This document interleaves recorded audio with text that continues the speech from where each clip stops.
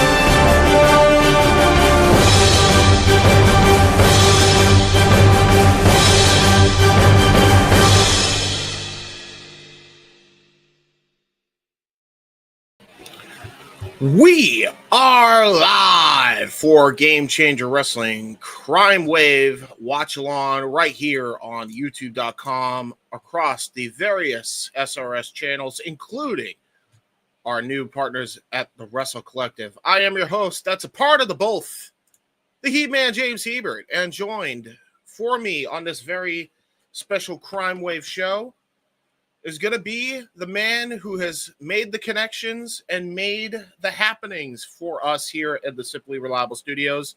He is the one, the only, the Renegade, JJ Williams. What is going on, good sir? Good to have you, man. Good to have you back. Oh, we're having beanies. It's a beanie day now. Look at that. You know, sometimes I see the way I look on the screen and I realize that my daughter's right about being able to show an IMAX double feature on my forehead and get a little bit, sensitive about it. So. I'm telling you, man, this is why I'm bald and you got to make it happen. But see, I'm almost 20 years older than you, so yeah, it's supposed to happen to me. It shouldn't be happening to you. It really shouldn't be. But the fact that my hair still comes down to like my shoulder and everything, it's just the top part that's starting to run away from me. Yeah, the length is still there, man. I hear it, man. Just the top part starting to run away. Like Shaggy running from a ghost on Scooby Doo. Really? Yeah, I hear it. But yeah, man, it's good to be here. It's good to be back on a GCW call, man. The original team, yes, that began bringing GCW to the masses, at least as far as the Simply Reliable Studios goes. Yep, we started at WrestleMania weekend, and it's brought us all the way here. Yes, and it's been a wild ride. We already saw some of the people we've been heavily supporting signed. Including one by the way, I feel like we should mention this because we had talked about Jordan Oliver and Alec Price because we've been riding high on them for so damn long. We completely neglected Zeta Steele, who also got signed to AEW as well. She did. I mean, the difference, and I think why she got bypassed just a little bit, is the fact that she was WWID, she was on Evolve, so It's more of a hop over, really, than it is an independent talent being signed. Yeah, for us, and I mentioned this a little bit on Shenanigans when we ran everything back, and I was able to give my piece. Coming out of Spring Break 9, there were 3 names you and I were very high on: Oliver and Price, and Atticus Cogar. Oh yeah, 100%. And to see Busta and the Brain, YDNP get signed, not even a year into their run as a tag team, just shows that like we were on the same frequency, man. We saw it. Yeah, we did. My dad has always had that knack too. He famously likes to remind people, you know, going back to American Idol. Remember when that was like the huge thing? Yeah. Back when When Simon Carrie Cowell was a Underwood, white prick. when Carrie Underwood walked into her audition, my dad said that girl's going to win the show, He was right. and she did. And Carrie Underwood When became REM dropped "Losing My Religion" back in the early '90s, he said that's going to be a #1 song, and it was. Mm-hmm. My dad has had that knack throughout the years to be able to spot a hit and the talent before other people do. And some of that is rubbed off on me. I haven't been as good at him when it comes to it, but man, we saw Jordan and Alec, and the more that things progressed for them on the indie scene, the more we knew that we had seen something special. We were witnessing a moment. You know, it's kind of like the MCU in a way, in that you watch all the pieces start to fall into place, so that when the big battle takes place in Endgame and Cap finally says Avengers Assemble after teasing it for so long, everybody loses their shit. Yeah. We saw all the pieces fall into place, so that when Max asked them if they wanted to be all elite, everyone was collectively losing their shit. Yes. Especially the people in our team who had been riding with them from day one. There was people on both teams, on SRS and Collective, that were stoked when they got signed, because there was people, I think, on all fronts, like, wanting these guys to be signed. Yeah. It was awesome, man. It was just so freaking cool. And again, I'll say it on every stream. I don't care. I'm so happy for those guys. I immediately slid into Jordan's DMs. Yeah, man. Because I have been communicating with him. People know that because we got that video promo from them accepting the award for the Simply Reliable Studios Awards. Yeah. I've been communicating with him for a minute. So as soon as I got home and watched the footage back, I slid into his DMs and I was just like, dude, my opinion probably doesn't mean shit to you, but I just want to let you know how happy I am for you and Alec. You know, and he didn't reply, but I could see that he read it because the little notification popped up that he saw it. And that's all that matters to me, is that he took the time to read my message. Mm-hmm. It's so dope, man. Like, again, I'm so happy. We've been calling their matches since, Mania weekend. We literally called their very uprising. Yeah. You know, they're starting. And as we transition into the card that we're going to talk about today, now granted, Busta and the Brain don't have a title defense. Jordan is on the card. Alec is not. Yeah.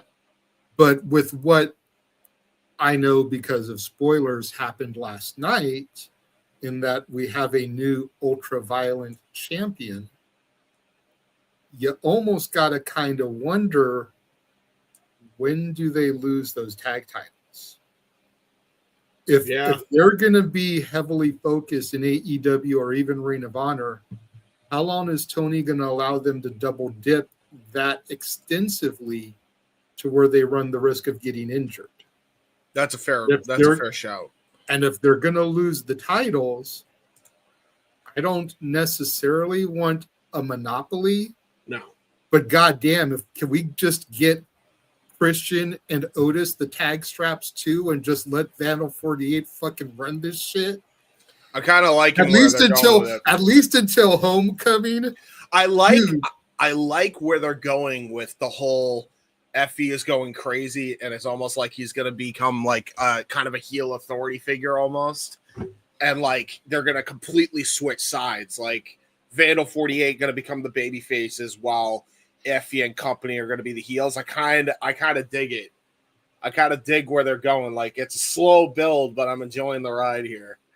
So I Yeah, like you the know, story now they're that telling. now that Otis is dethroned Tremont, we got to get Christian some gold. Mm-hmm.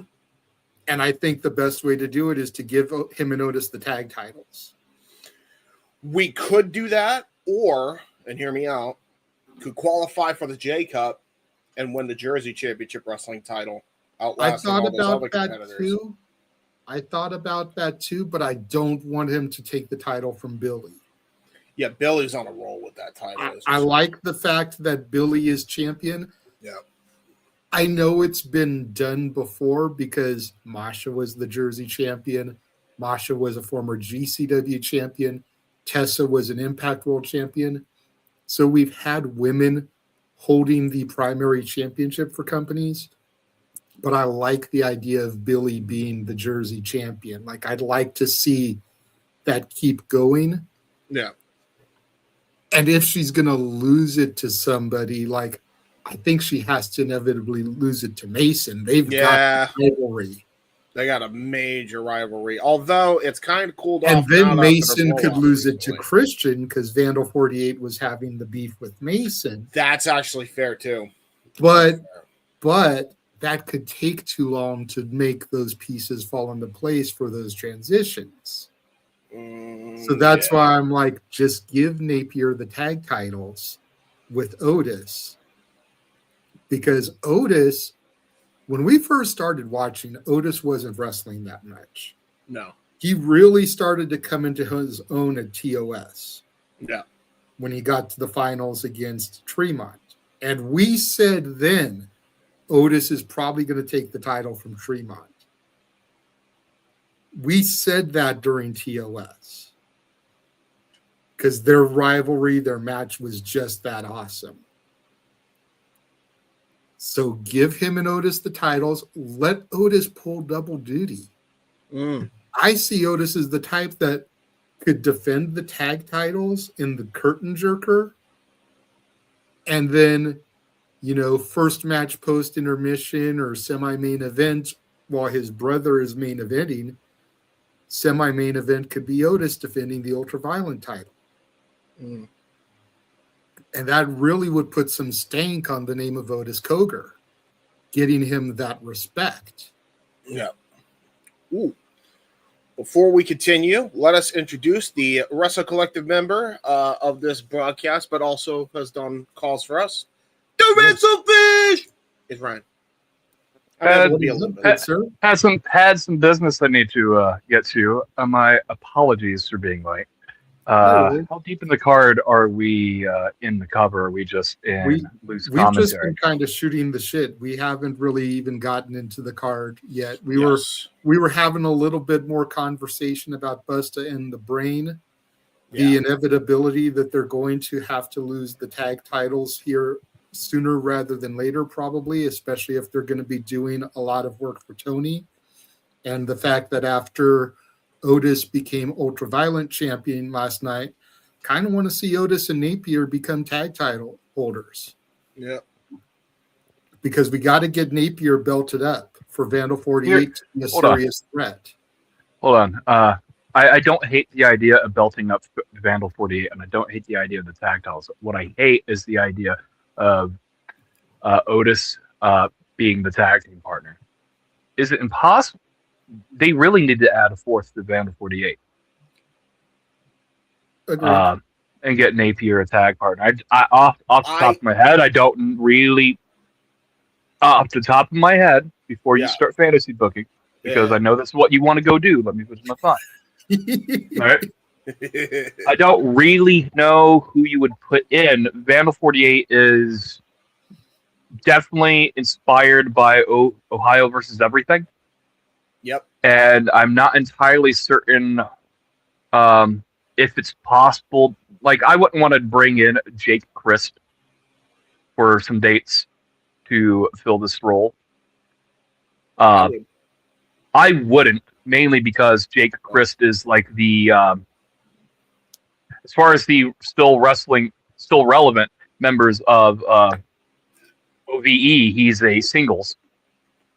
And it is what it is. However, there are some other talents that you could probably pull from the Ohio area that have the look, the grungy bum under a bridge troll look that OVE definitely has. Yeah. That's with all respect, by the way. Yes, I was going to say, that's all respect. grungy, bummy, living under a bridge troll is like Jesus Christ. He's out of line, but he's not wrong. I've spent a lot of time in Ohio in my life. Okay. Yes. This is an accurate statement for what the gimmick is trying to push.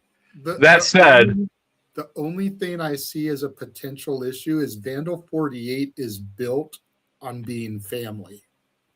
Yeah. Like they are all either blood related somehow.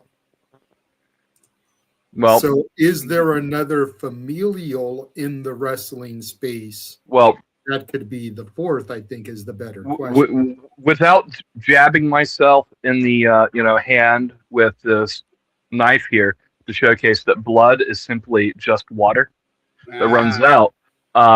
Family is deeper than blood. Family is deeper than that, and there is a means. Like Fast and Furious has taught us anything.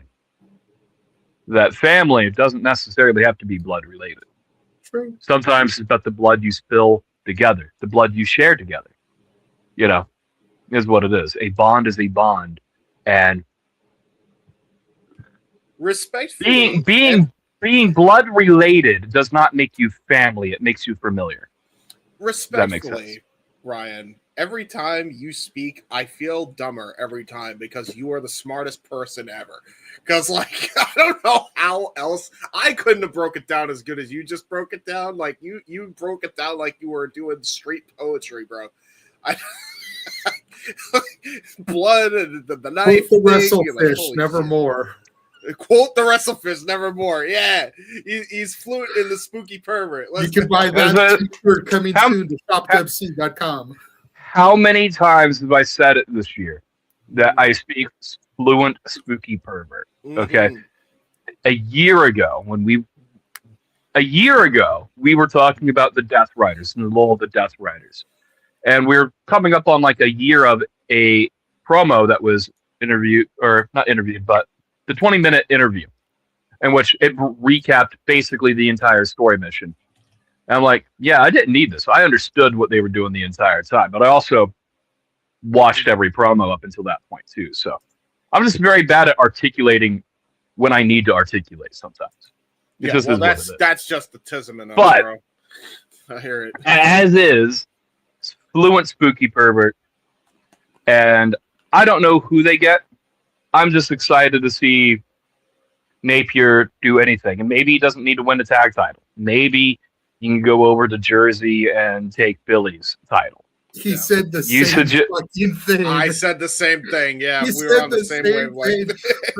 My only beef with that is I don't want Billy to lose the title. I don't want Billy to wrestle someone from Vandal 48 and risk dying.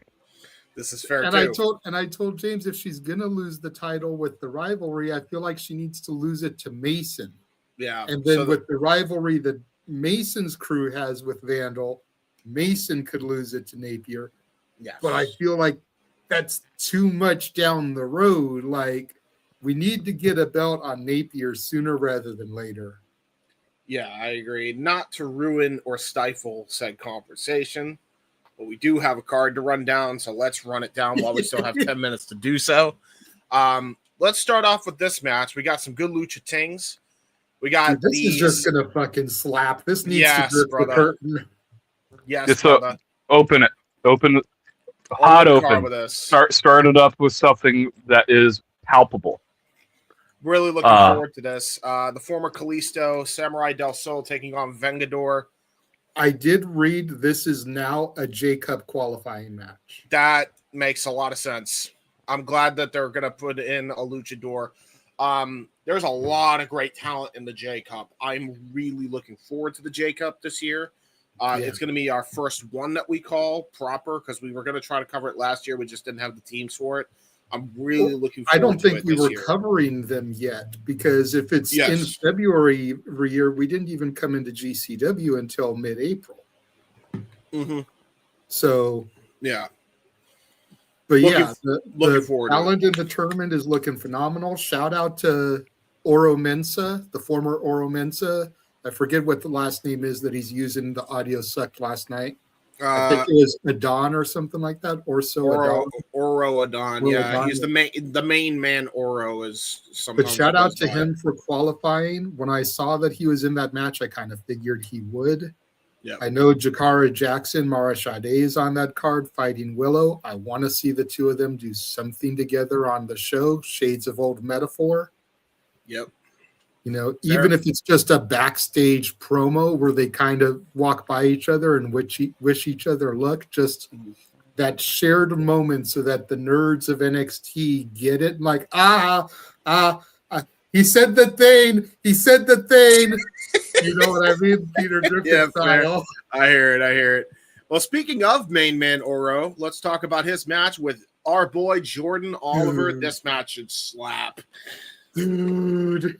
I wonder what dates Alec Price was taking this weekend. Yes. Because Taking dates we are right that he has to.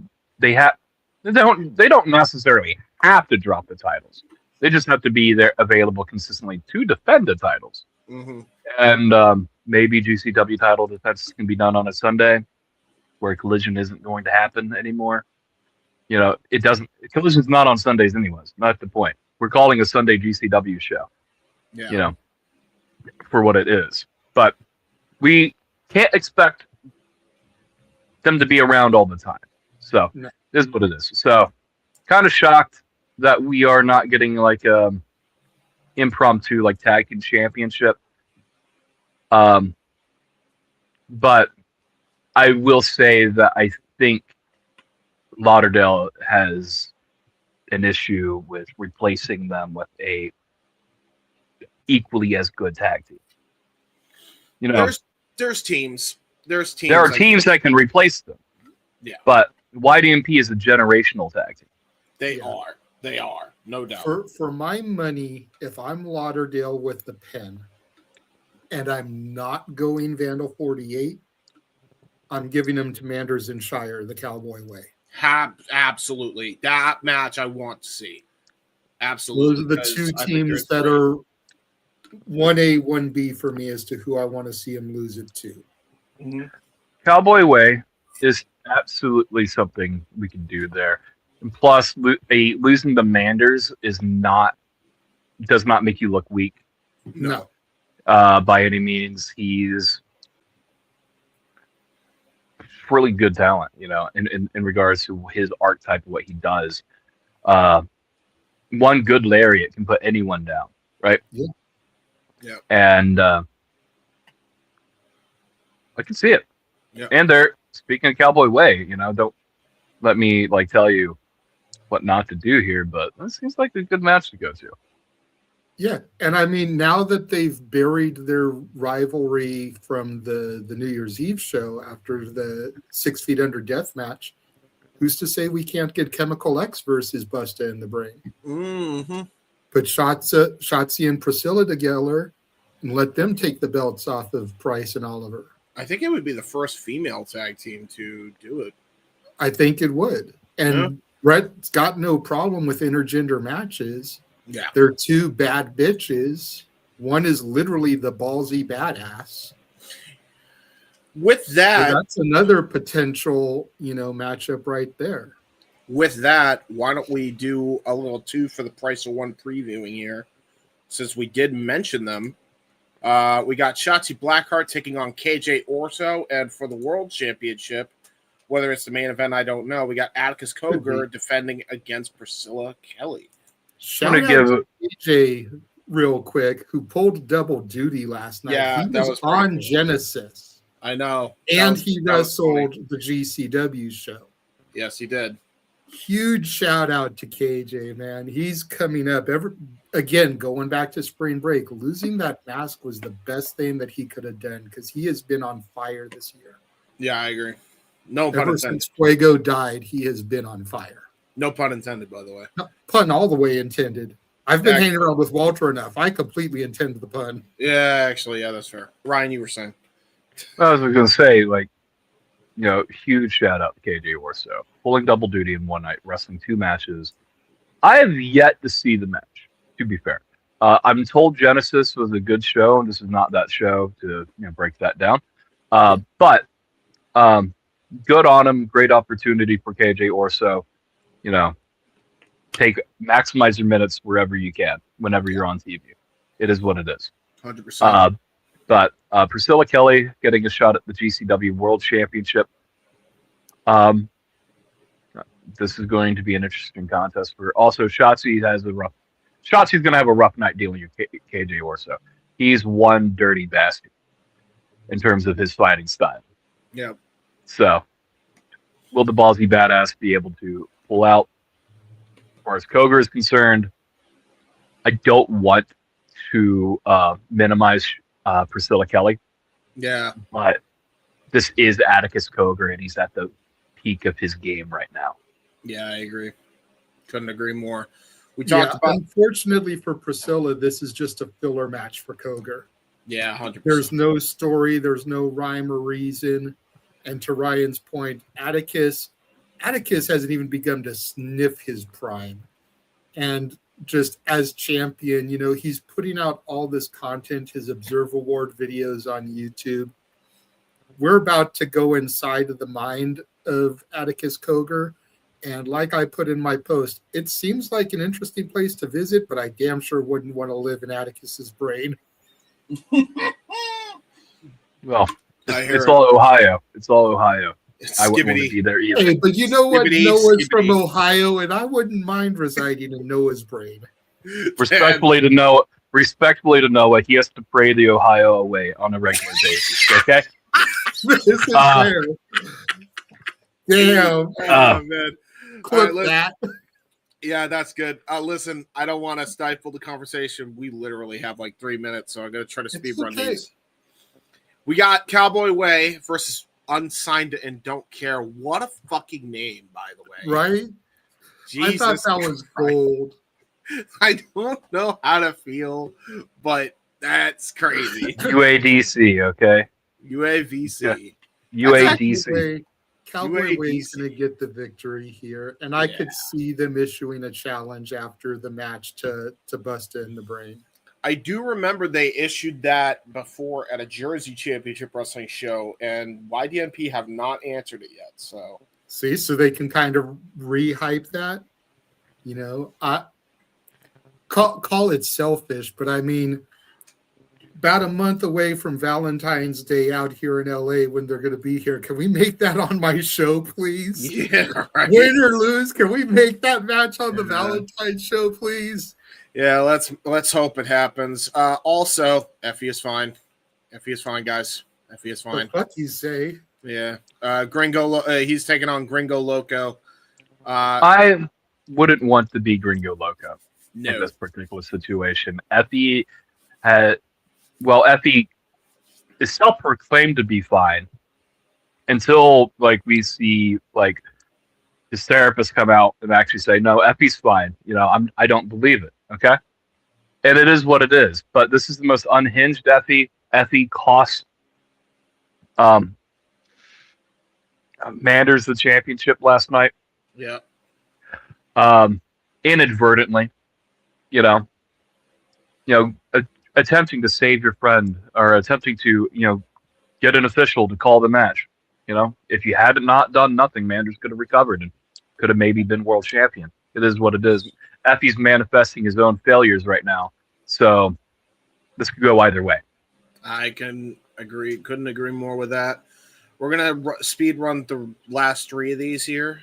Sam Stackhouse, we don't know who his opponent's going to be. I assume it's going to be kind of an open challenge deal. So we'll see who he fights later.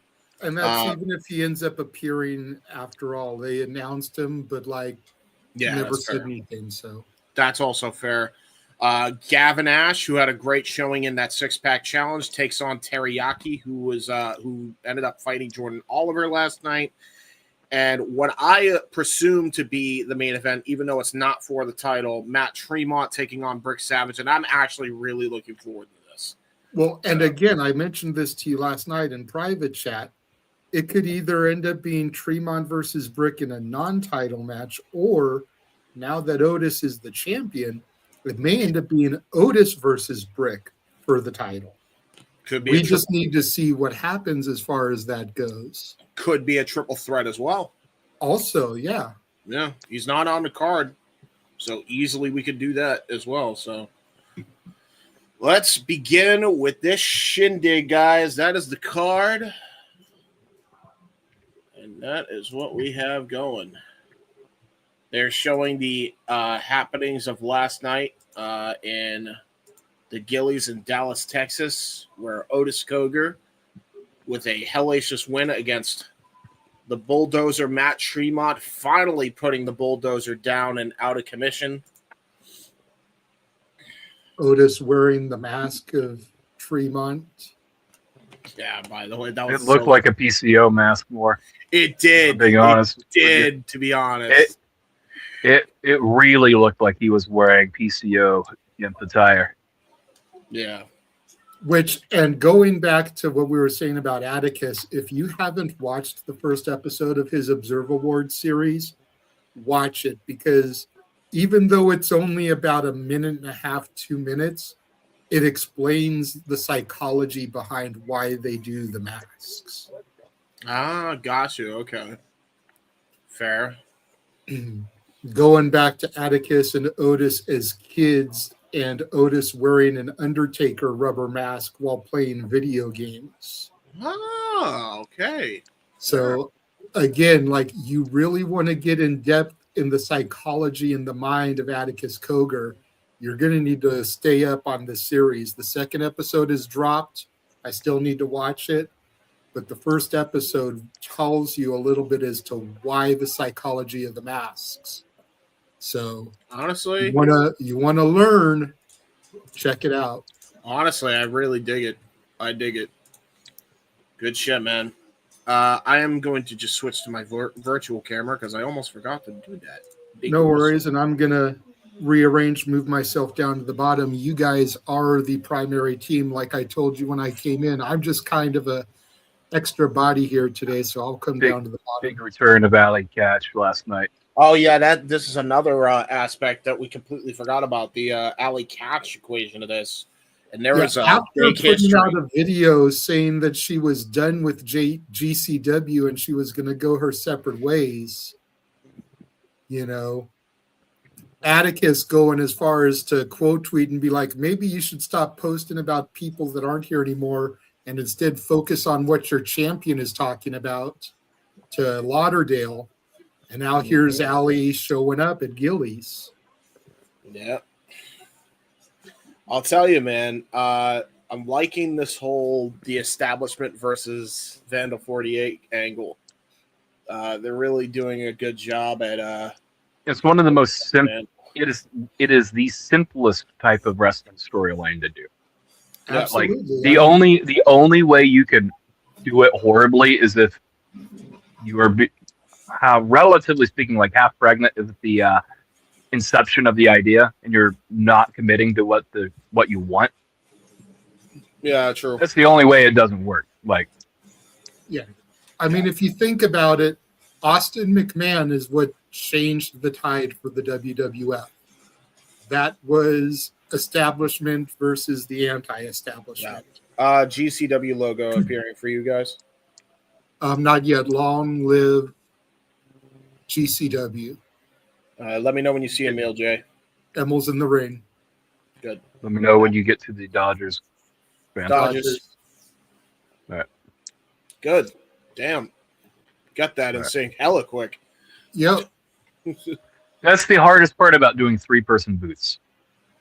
Yeah. Or for each person you add onto the booth, it becomes harder. That's fair. That's fair. It does help when all three people are actually trying to do it and actually are paying attention. Nick! Sorry. Love you, Nick. Wah. Womp womp. We love you, though, bro. I love Nick, but his lack of paying attention hinders my ability to pay attention. Yes. Agreed. We love you, brother. But goddamn.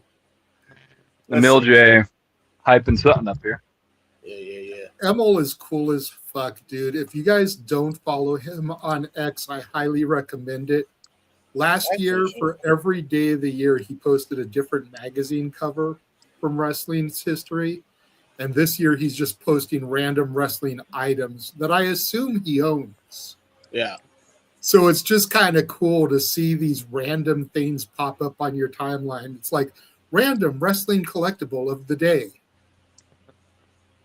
Yeah. Dude is chill as hell. There we go. Looks Teriyaki Brett to start Lauderdale. things off. Yes, sir. It's gonna be a fun night. This is an interesting venue. Yep. Let us begin with the dingish. And their first show in Kansas, by the way, so they only now have 14 states left to conquer. Oh, wow. Good for them. They've been to 36 of the 50 states. My apologies, by the way, for not flashing up your comments earlier, guys. We were deep into the conversation, but hello, Safet. Hello, Charles.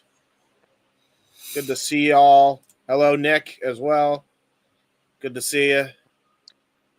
Depends if Manders interject. Oh, okay. He was referring to the other stuff. Gotcha. Good to see everybody in the chat. Thank you for tuning in. Gavin Ash wearing different gear from last night. A little bit. It's not a little bit. He's wearing very different gear. He was wearing blue pants yesterday. Now he's wearing fiery shorts and a soccer jersey. I think. I don't know. Is Gavin Ash like? Is he like trying to be Will Ospreay, but like bootleg with the jersey? Everything in wrestling has been taken from somebody else at some point in time. Who knows? That's fair. That's fair. You know what he feels like when I see him in this gear? It's like he's a soccer kid. You know what I mean? Like straight up, like he played soccer as like a kid or something. Should be a fun match. That is what soccer kid means, James. This is fair. We got Gavin Ash, Teriyaki to kick the show off. This is an interesting venue. Is this like a coffee shop? It looks like it. I kind of really dig it. Bell rings are underway. Really big coffee shop. I kind of like it. I dig it. The mall, maybe? Part of a mall? Maybe.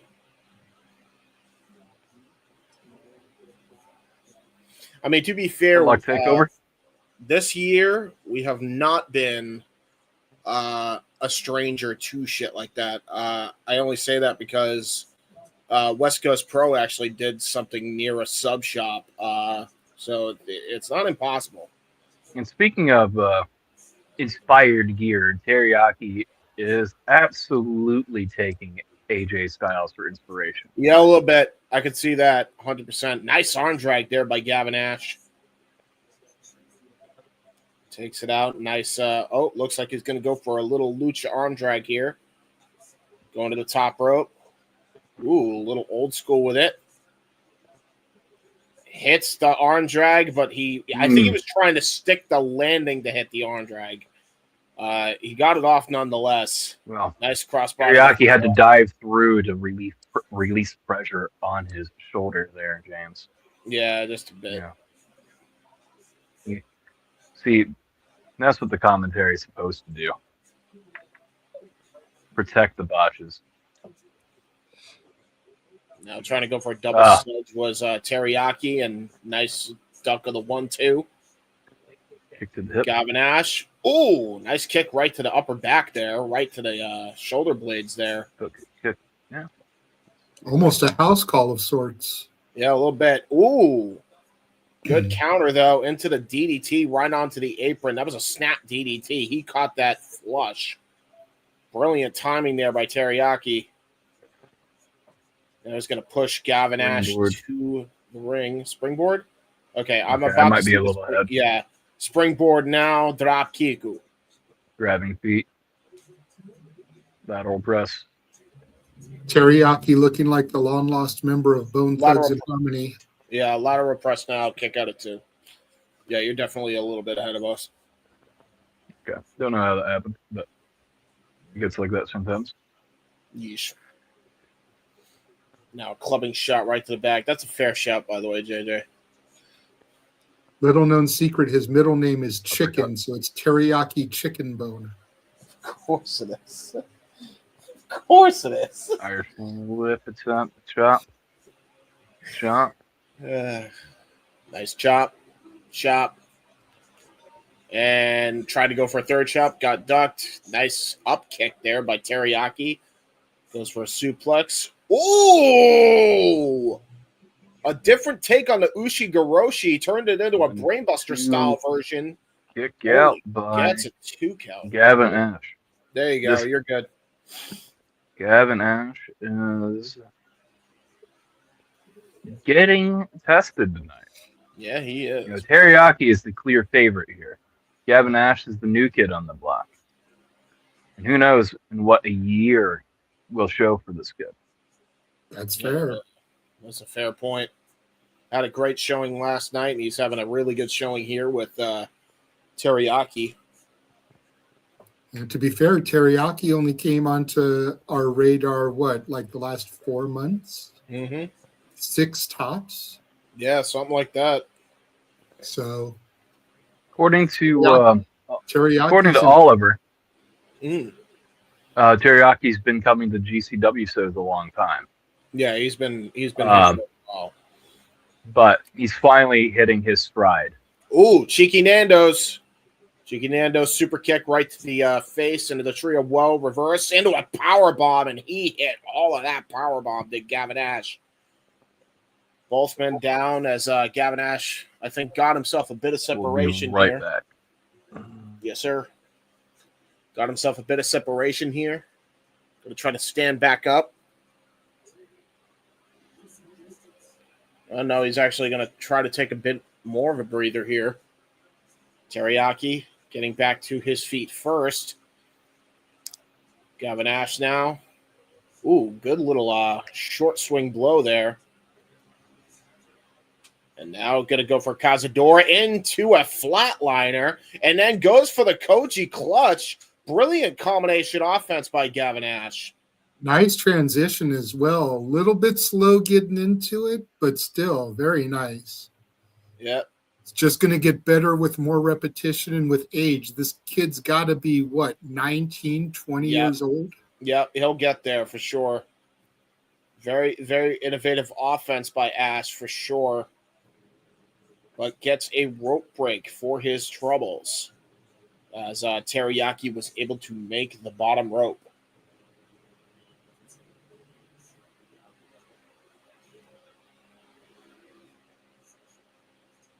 Ooh. Nice discus elbow. Fuck me. He knocked Gavin's jaw off, and now he returns fire with his own forearm shiver while Teriyaki was trying to bounce off the ropes. Pump kick, though, sends Gavin Ash into the other side of the ropes.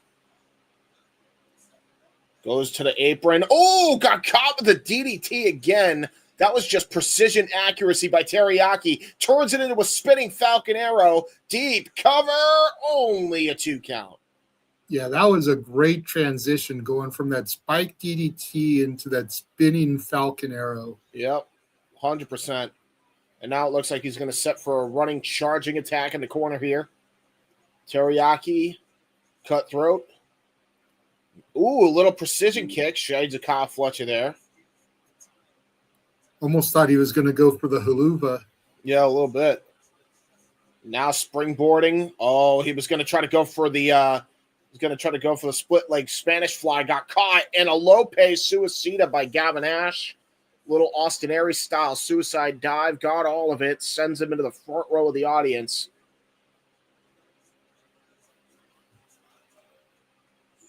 Oh, Gavin Ash, though, was trying to put Teriyaki back in the ring. Got caught with a Tiger Fang kick into a springboard lion salt. The audience had the right idea to get out of the way because they were about to get Pele kicked. That could have been good. I don't know if that was the right idea. Like, granted, you don't want them to land on you and kick you, but at the same time, if they had eaten shit, the fans' laps could have saved them. Yeah, a little bit. Because remember, GCW has no mats. That is concrete. This is fair. Oh, wait a minute. Uh-oh. Gavin Ash, Spanish Fly. There's a cover and a kick. Oh, a kick out at 2. And look at the way he transitioned out of that, though. And a double Meteora right to the back of the head by Gavin Ash. Brilliant combination again, but only gets a 2 count. Look at the blood on the lip of Teriyaki. A little bit of blood in the mouth there. I was going to say, look at the blood stains on the canvas. Like, dude, this is the first match. How is there that much blood stains on this mat already? That was from last night. I don't think they changed the mat. I think they just fixed the rip that was in the mat last night. And now Gavin Ash going to go for a top rope maneuver here, possibly looking for coup de grace. Got countered. Teriyaki reversal. Ooh, seatbelt pin by Teriyaki, only gets a 2 count. Gavin Ash able to kick out of it, trying to go for a crucifix pin, only gets a 2 count. Nice reversal there by Teriyaki into a sunset flip O'Connor roll, almost got it on Teriyaki. I thought that was 3. I did too. Nice enziguri. Dude, it is going back and forth between these two. I love it. Nice big boot. With the boot up. Jumping enziguri by Yaki. Enziguri. Boom! Nice snap suplex. Are you kidding me? That is it. What a match between these two. Great maneuvering. Slingshot suplex from the top rope gets the win. Great matchup. Whew. Sorry about that. Had to go put my supper in. You are fine. Shit. It is dinner time. I had my dinner before the show. I had myself an Italian soups. It's 3:15 for me. It's not even anywhere near dinner yet. Yeah, dude, it's lunchtime for you. Shit. Good shit, though. Really good match. I'll probably eat dinner when this is over. I really like the ending sequence of that whole thing, by the way. That was like one thing after another. It was like sequence after sequence, bro. That was great. Gavin Ash definitely got a future in the making for himself. Yeah. Very nice.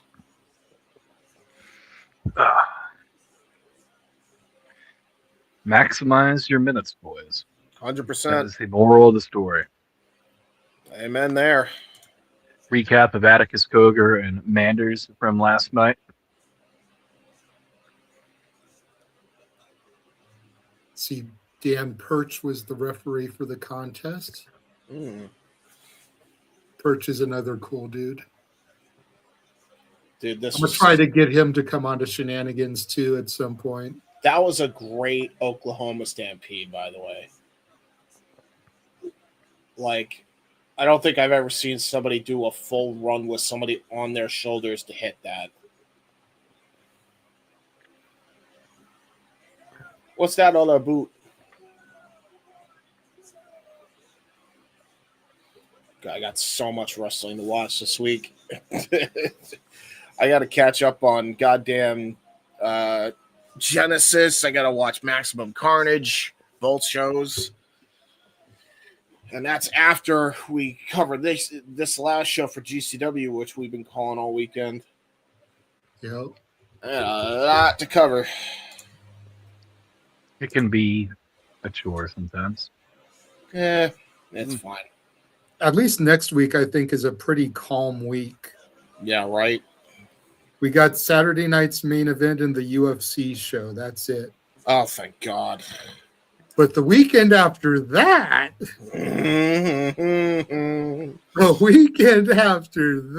it all starts on Thursday. MLW Battle Riot and Global Wars for Reign of Honor. Oh, Jesus. Friday is House of Glory. Saturday is the Riyadh Rumble and GCW Crushed Up. And then Sunday is the Superpower Slam. Is it already? Yeah. Oh, 2 weeks. fuck. 2 weeks from today. Okay. So all right. That's going to be a busy week for y'all. Yeah, we got to start plugging the fuck out of that like tomorrow on TISM, Brian. Like I lost track of time apparently. I'll send you guys the announced matches, Yes, and please then do. the other talent that's been announced but matches haven't been made for yet. Yeah, please do. Because I got to work tomorrow, so I can't be there for TISM. But yeah, we'll promote that at like the end during our plugs, Ryan. Just because that's going to be like our important thing, I think. Since that's going to include all three of us, or hopefully all three of us. So, all right, so as of right now, the only day I work that week, because my schedules go Wednesday through Tuesday, but the only day I work that week is Wednesday. So unless something drastic changes, I will be available to help out for some of those shows, which might help with some of the burden, either for you, James, or you, Ryan. Yeah. But I definitely know both of you want to be part of that Superpower Slam. So I will lay out of that unless Nick is unable to participate. Hannibal. Yeah. What were you going to say, Ryan? I'm sending you a message on Twitter because that's the easiest chat I have access to because I record on my phone. I don't want to be looking like this up here in the thing. Fair. Okay. Because I'm anal and I remember everything. Okay. So I just want to clear something up with you real quick. Yeah. As soon as I find your little fucking green bubble. God damn it, James, where are you? All right, here. My green bubble. It is green with envy. I'll tell you what. All right, I got my DMs open, so you could also use the private chat, by the way, in here. I just told you that I can't use the private chat. Okay, never mind. Media literacy. James lacks media literacy. Yes, he does. Absolutely. Yeah, we will work on that this year. That and his mental health. Maybe reading smut on the internet will absolutely. Then private. I think that now that he has soundproofing up, I think his mental health will improve greatly. Just a bit, yeah. Yeah, you ain't kidding. Yeah, and it's worked wonders, by the way. Plus, I got a blanket and pillows that I cover most of my baseboard with. So, yeah, it definitely came in handy.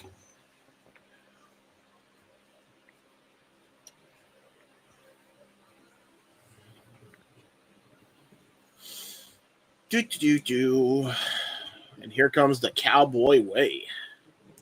So we got Unsigned and Don't Care taking on Cowboy Way. I love me some Gary J. Who's the other person that's teaming with Gary J? Anakin Murphy. Okay. Don't know him, but do love me some Anakin apparently is a real name. Yes, it is. Anakin is apparently a real name. Yes. And a suicide dive to the outside to start this contest. Yeah, I can't be there now. Gary J with a third suicide dive. Oh, no. Oh, no. Oh, that's going to be a fight. We'll talk about it in post. Yes. In post. I'm not missing that show live, though. I don't care. I have to cover that. It's not something we can just do on delay. We'll cover it in post, James. Huh? Take it away from the action. Okay. And I don't remember his name, but he just hit a big overhand chop. Yeah, that's Thomas Shire. Thomas Shire. Thomas Gary Shire. J in the ring now. He is way too tall to be from the Shire. From the Shire, I hear it. Hey, yeah. Fair. Wide.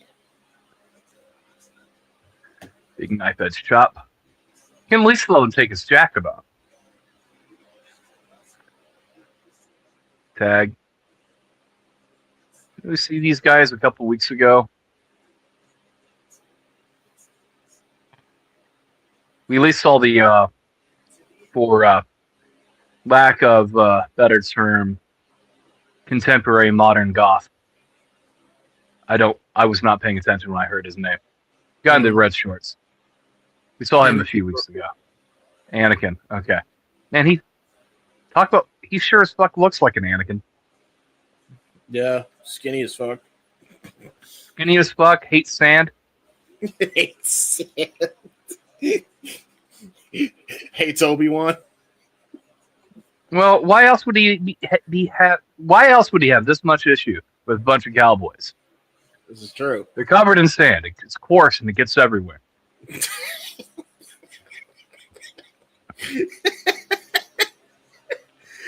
Yeah, Anakin. Attempted Rainmaker. Yeah. And a big lariat, uppercut to the back of the neck. Oh, Shire is pissed. yeah, you just pissed off the Cowboys, buddy. You just pissed off them Cowboys. Legend has it that Shire grows the hair that Manders can't. All right, bald joke, everybody. Low-hanging fruit. It doesn't matter if you piss Cowboys off; they still can't win championships. This is true. Especially in Texas Yeah, or Christmas games. Don't book them on Christmas Day, okay? Yeah. Yeah, I hear it.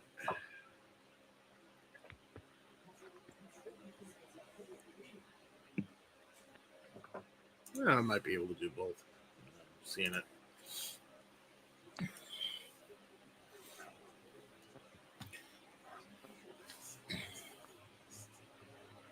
Double clothesline?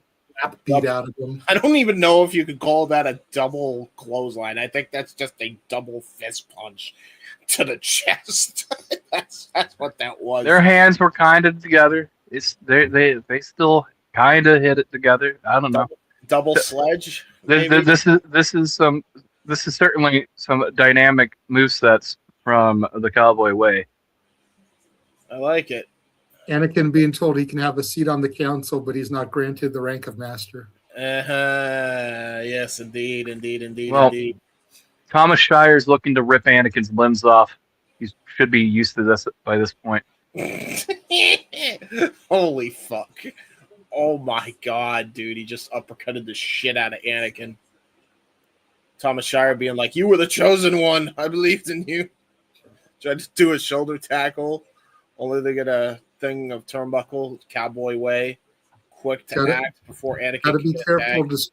Gotta be careful destroying his limbs. You don't want him to be more machine than man. Big boot by Thomas Shire. He looks like he uses machines. Okay. What do you mean by that? You search your Shire's feelings. having fun now. Look at this. Search your feelings. You'll find the answers, you see. The answers you find, you will seek out. I think this is the most in sync Ryan and I have ever been on a match. It's just a bunch of Star Wars puns because there's a guy named Anakin in the ring right now. Well, Anakin better be careful because Manders is about to maul him. See? Ha! See? Hi, the Darth Maul. Yeah.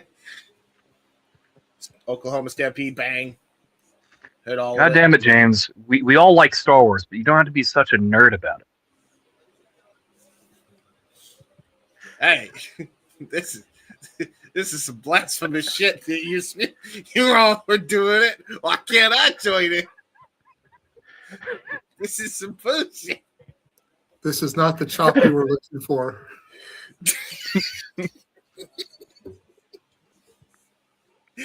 Oh, that on the other hand was the chop you were looking for. That was the chop that Manders was looking for because he just damn near killed Anakin with that chop. Open palm strike right to the chesticles. Did he just chesticles? Did you just say the word chesticles? Chesticles, bro. Nice duck from Anakin. Uh-oh. Anakin attempts to do a DDT. No. Manders, in fact, did have the high ground. Not able to hit that gourd buster. Manders did, in fact, underestimate Anakin's power. And Anakin has finally hit that DDT. There you go. Now looking for that tag to Gary J, his mentor, playing the part of Obi-Wan. Because why not? Let's make more jokes.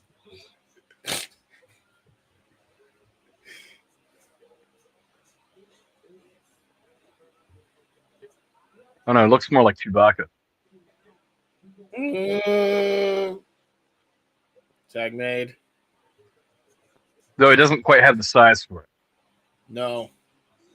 Yeah, see, Gary J, for a small man, that dude fucking hits you hard. Jesus! I would not call him a small man. No. Lanky, to be sure, but dude's got to go like 6'5", 6'6". I would hardly call that small. Uh-oh. Thomas Shire trying to help his partner here. Oh, God, this ring. Yeah, this ring is like bouncy. This Jello ring has returned in 2026. Jello ring is all game changer. Manders with a defiant spit in the face There you go. of Frodo. That was brilliant. Kick to the kneecap into a discus punch. But got caught. Jesus. Thomas Shire with a Rancor suplex. Dude. Nice. I can do this all day. I got Star Wars puns for weeks. See, now you're confusing franchises. I can do this all day as Captain America. That's MCU. You don't need to go that is there. Different Disney. I can do that all day too.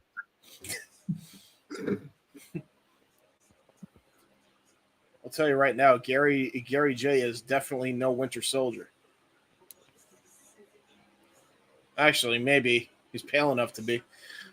It's like watching a troll fight, a dwarf and Lord of the Rings. Now we're just really blasphemizing mixing franchises, brother. See, John's like, don't cross-reference. Well, too late, John. Used his belt, uppercut. Yeah, they're just fighting here. Gary is tagged Anakin back in. Yeah, this was not the smartest move. And a coffin drop from Anakin. All right. Well, there you go. He's claiming it was a springboard elbow. It was a coffin drop. Lariat to Gary J. Nice spinning wheel kick there by Anakin. Not Skywalker. Only gets a 2 count for that, though. Suicide dive, though, by Gary J. That may be the opening that what's his last name? I forget. Anakin Murphy needs. Oh God, steel chairs. Okay, we're going hardcore here. First hardcore. Can we get a door bridge? Possibly. He's getting the chairs in line for it. 4th chair. Nice little roundhouse kick, super kick. Oh my God. He was hitting a bunch of kicks there. Oh, His foot is bandaged up from the damage last night. Oh, God, and it looks like they're going to try to attack it. Oh, God. I think they're turning to the ways of Concerto to the ankle. I think they're turning to the ways of the Sith here, because that was very heelish. What the fuck is this goddamn contraption? What are they thinking? I give you Darth Rudo. Darth Rudo is fantastic. Oh, God. Anakin got... Oh, no. Oh, Jesus. Oh! He's dead. He absolutely underestimated his power. Wow. Or overestimated his power, I should say. Oh, man. They did, in fact, have the high ground. That. That was brutal. Wow. What the How fuck? do you? I hope his back needed that. Honestly, Yeah, really. I hope that was just. otherwise it would have just hurt. Let's look at it again. Oh, please no. Ow. Oh. Jesus Christ Almighty on a cracker, bro. Now would be a good time to post the Regal tweet. Because By the that way, kid, that kid's gonna have to look at that later in life. for the record, this is the best way I can describe it for the audience that are wondering what the fuck we just cringed at. They did the Spirit Squad toss and then drilled him into the chairs, and the chairs were like laid kind of with the lips together, like the seat, the laying, like where you lay your back onto the seat part. They were all together, and his back went through all of those. And that's how Cowboy Way got the victory. Now Cowboy Way is adopting Anakin Skywalker into the Cowboy Council. He's been granted the rank of cowboy. Yeah.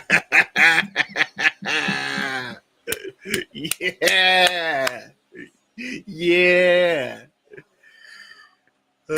He's dead, Jim. He's dead, Jim. Yes, he is dead, Jim. God damn. That was fucked.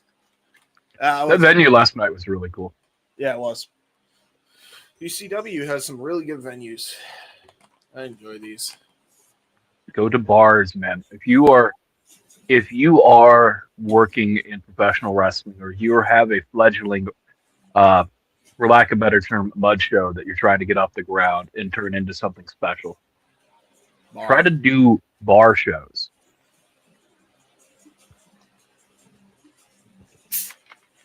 Agreed. Like everybody does bingo halls, gymnasiums, schools, lack of a better term, Schools. churches. Like you have to go wherever you get what you get, basically, in terms of the gymnasium that you get access to. Okay. Yep.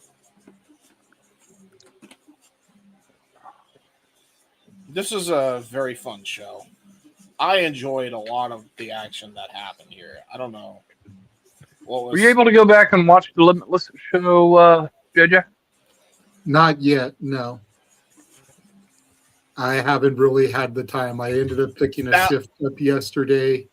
I will say... Hold on, James. Oh, go ahead. Sorry. Working pretty much all the way through a good chunk of shenanigans even last night. I was telling James I started watching Code of the Streets before coming on to this. I got through Shotzi and Emerson Jane before I had to stop, so I need to finish that up. And then I'll watch Limitless probably Tuesday, if I'm being honest. But I did see the entire MJF segment. Not the match, but the segment.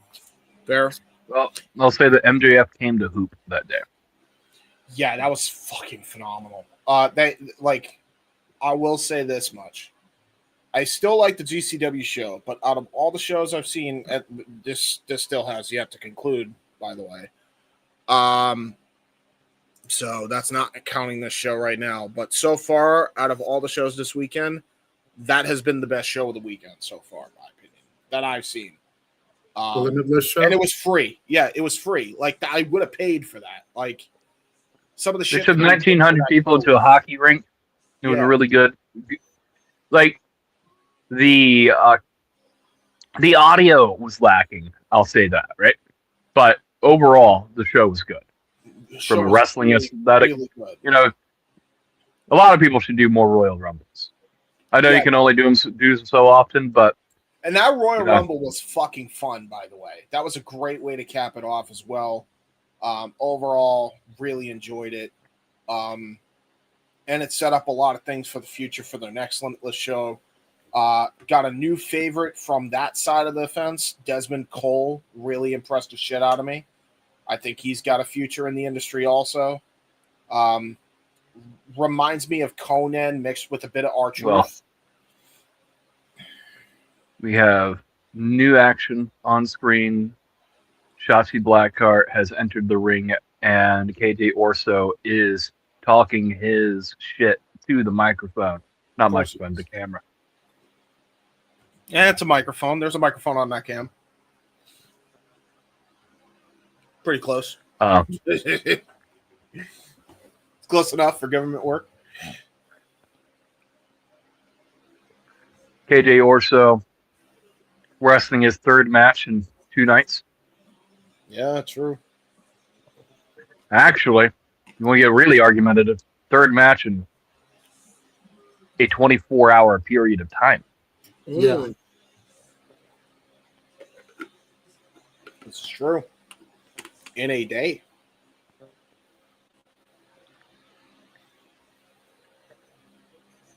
So, exhaustion may be hitting KJ Orso. Shotzi's wrestled 1 match in the last 24 hours.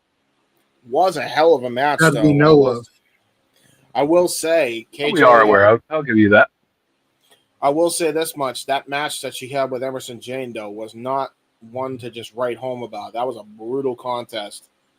From a pure graps perspective, Effy got knocked on her head a lot.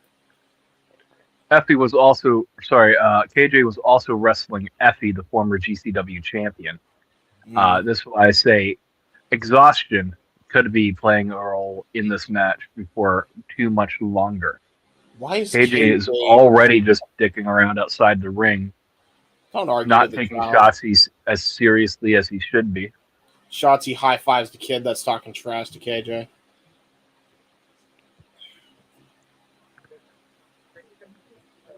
The bell has rung, and we are off to the races. Mm-hmm. Yes, sir.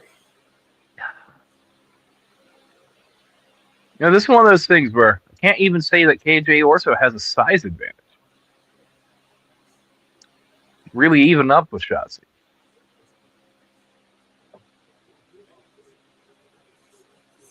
Yeah, really. That's accurate. They're about the same height. They even look like they're pretty close to the same weight. Yeah, as far as the way their figures are built. Shotzi may still be a little bit smaller, but not by much. No. Definitely an even matchup between the two. As even as it can be, all genetic advantages aside. I don't think KJ is going to have as easy as a time with this match as he might have thought. Yeah. He is showing some early power game. Yeah, waistline. Shotzi is tougher. Well, we say tougher than $2 steak. A lot. Shotzi can take some fucking damage. This is true. And for everything that KJ has in the power game, and not to say that Shotzi doesn't, but for everything KJ has in the power game, Shotzi probably makes up for in flexibility. Ah, yeah, true. And speed. Because women, genetically speaking, are more flexible creatures than men, unless you're RVD and just a freak like that. So if KJ tries to go for submissions and whatnot, Shotzi should be able to twist her body to get out of it. Right there, you see the way she's going for those pinfalls. It's right to your point, JJ. Very good, very astute observation. Going for the O'Connor roll seamlessly. And now KJ Orso. Irish whip hits it. I legit just want to sit down with Shotzi and have a conversation about classic horror movies. Uh-oh. Nice Hurricane Rana. There's the flexibility coming into play there, JJ. Sends him into the turnbuckle. And to your point, Ryan. And a tiger feint kick into the corner of the ring. Into the mush of KJ Orso. Nice Rana. Yeah. If KJ didn't take too much time, with that hot dogging and grandstanding, Ryan, I think He would have made contact. Yeah, he wouldn't have even got caught off guard like that as the suicide dive through the bottom rope, sending KJ into the front row of the crowd. It's as much as a battle with yourself as it is your opponent. Yeah. Because if he hadn't taken the time to just be jovial and taunt and actually treated Shotzi seriously, this could be a very different match already. Not to say that it couldn't be this way either, and dragging Orso to the fan that Orso was berating earlier. That's awesome. And getting the little girl chop him. Yeah. This little girl was just made a wrestling fan. She's smiling from ear to ear for that, by the way. That was great. But now that child's going to catch the bug. That's a moment for her. And then KJ just hit that wheelbarrow facebuster on the apron, by the way, and then looked directly at that child. Yeah, she's hooked for life, I think. And then just got Izzy Moreno right there. Was that a suitcase that was hit into the face of Shotzi? And now KJ's talking shit on commentary, stealing the headset from Emil J. Pulling the Rock from back in the day, whooping some ass, then snatching the headset. I don't mind it. Actually, I haven't seen somebody do how long that until Emil J just gets tired of his shit? Oh. Well, remember when he had the cage match with Stackhouse, MLJ got his pound of flesh back on KJ. Yeah, he kicked him right in the nuts. Ooh, good rising knee strike, though, by KJ. You thought that would have humbled KJ Orso. No. It really didn't. Nice swinging neck breaker into a cover. Kick out at 2 by Shotzi. This would be a good match to bring in Stackhouse since he was advertised. Always could. We don't know. Could see it. But to your point about it humbling KJ, even though KJ lost that match, Stackhouse hasn't really been seen since then. KJ has still been highly active, is a champion in a couple different federations. Yeah, we'll be back. So it's like, even in his loss, he got even more over. Yep. Oh, look at that, by the way. You noticed that? You noticed how he did the little camera thing into the drop kick? Yeah, that was definitely a shout to The Rock. You could tell there's a lot of Rock influence, like early Rock style influences. In his hot dogging and grandstanding, per se.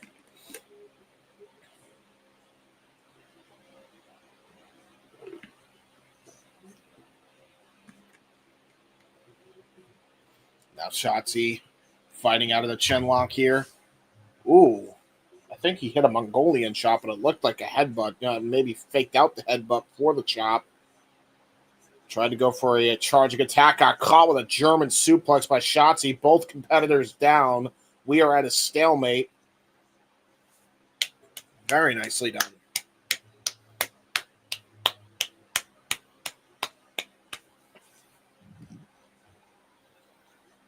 Referee is counting both competitors down on the ground. I assume Ryan has got his din-din.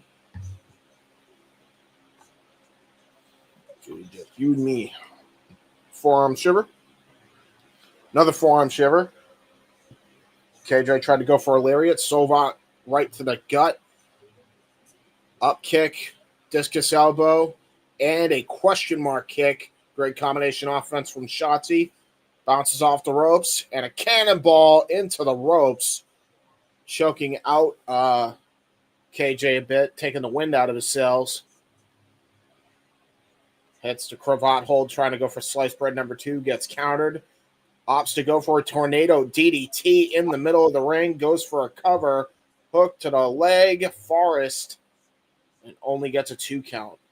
KJ kicks out.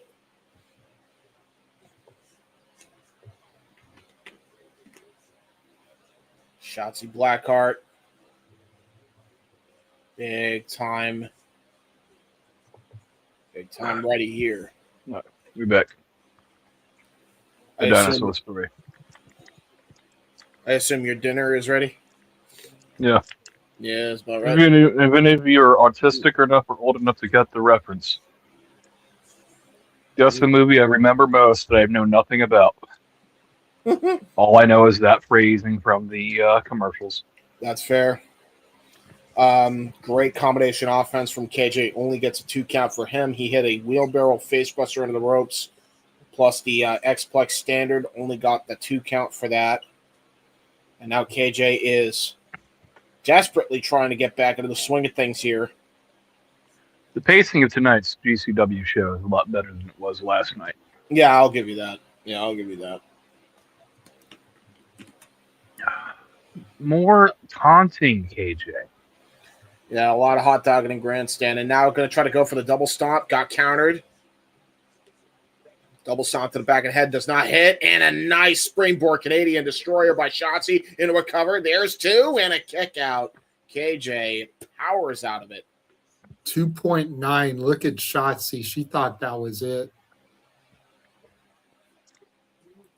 These kids who've grown up playing in the Call of Duty lobbies, just emoting and not taking their hitting that teabag eye off the ball, right? He was emoting before emoting was popular. Shotzi was trying to go for sliced bread number 2 in the corner. Got countered by KJ. Now it looks like he's going to try to go for a top rope maneuver here. Shotzi Blackheart being made to stand Full up. of hair. Uh-oh. Oh, no. KJ right into the Orsos as he falls onto the top rope there, gingerly. Oh, my God. Sliced bread from the top rope by Shotzi. God, all of it right on the back of his head and neck. Shotzi goes for a deep hook of both legs. Ooh. If she had not threw herself across the ring, she would have won this match. Yeah, man. That's a fair shout because that easily could have won the match here. But look at this. Going to try to go for the stage dive here. Stage dive. Ooh. Stops herself from hitting a senton. Was going to try to go for a charging attack. KJ pulled the referee in the way. Combination strikes. Sets up for the double stomp to the back of the head. Hook to the far leg. And it's over. I forget what he calls it now. I know he changed the name, but shots fired is the move. I will call it shots fired then, just for simplicity's sake. That's what Fuego called it. But like I said, I know now that he's changed the name of it. I just forget what he calls it now. Mm. Good shit. Very nice. MLJ coming down to the ringside area. Gave him cue cards. He's screaming at him.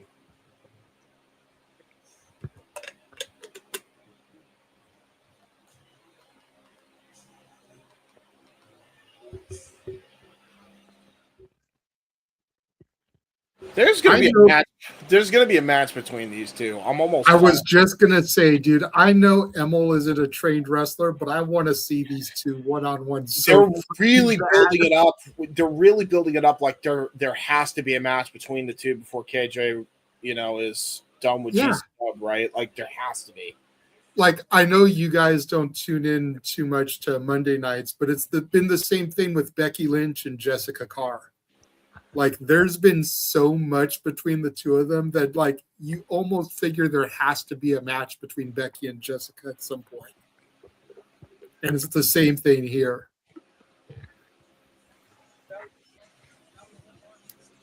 Yeah, all he has to do is learn how to do the Canadian Destroyer. He'll be all right.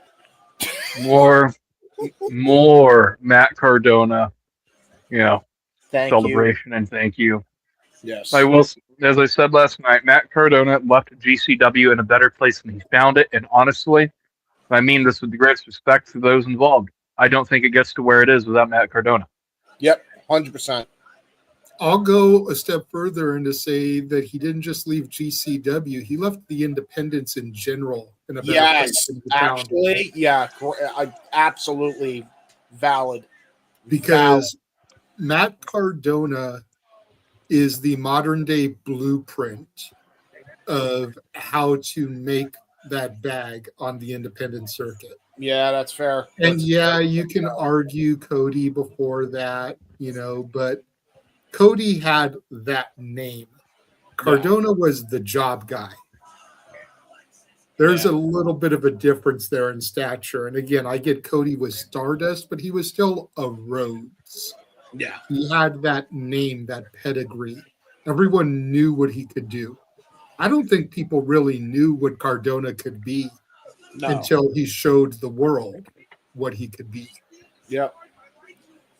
And because of Cardona, you've got Shotzi and Priscilla Kelly and the others that have come since them showing the world what you can really do on the independent circuit. Yeah.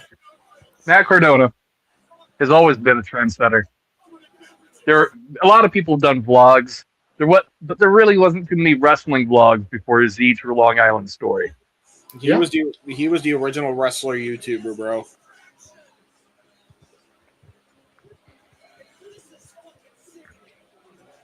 Dude, look at all that trash getting thrown at Cardona after beating Nick. It's real heat.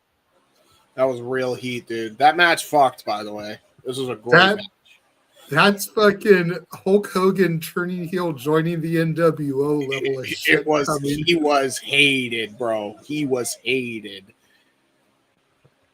And here we go. Here comes Matt Tremont taking on Brick Savage. So now that the epic Doug Malo is out with an injury, I need even more Brick Savage and Rob Shit as a tag team called Shit and Brick. You know what? It needs to happen. And GCW is the place to do it. No more Rob Shit. I hate it. Every time he pulls up, it's like someone took a big shit in the ring.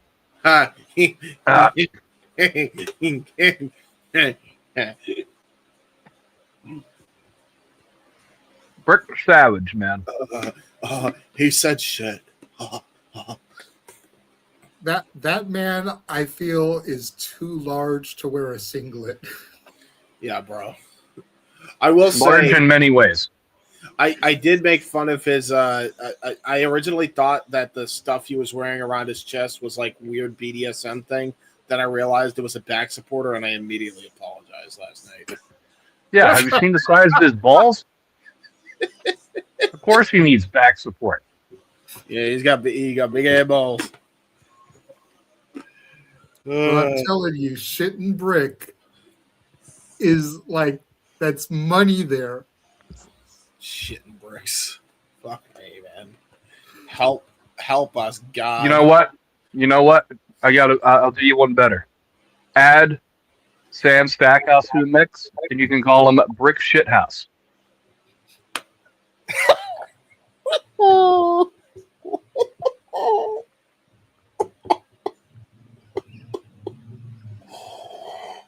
There's the home run, grand slam, whatever. God damn.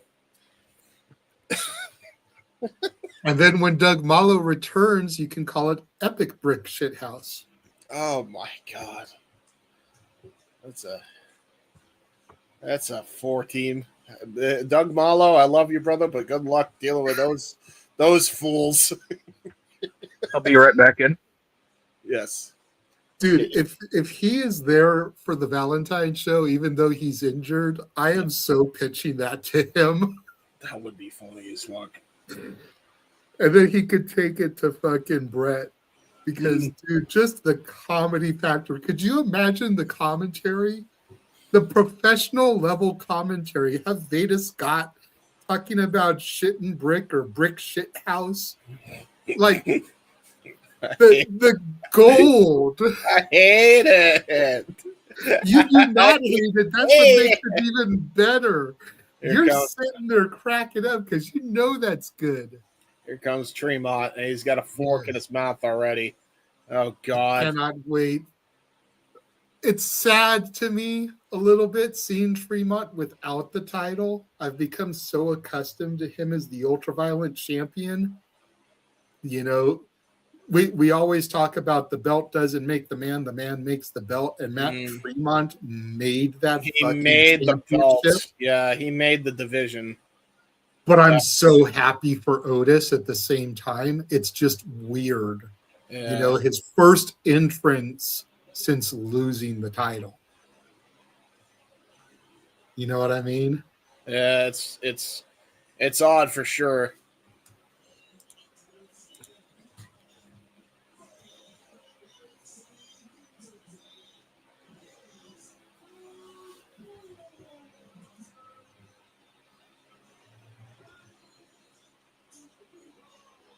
Tremont looking to fork somebody up. That's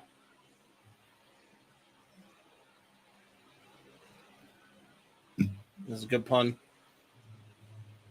Scarlett Donovan in the middle of the ring. Oh, that's not a fork. Oh my God, that's not a fork. That's one of them steak porker things or whatever. Oh no. Oh no. Oh, no sounds here for this violent contest. Yeah, there ain't no way this isn't an ultra-violent contest. I don't even give a damn if it's not for the title. It's non-title. It's non-title as Tremont just lost the gold, but this is definitely going to be a bloodbath. Both men knew coming in here that it was going to be violent and bloody, and they're like, you know what? Fuck it. It's not for the championship anymore, but let's go out there and fucking do it. Collar elbow tie up to start things off.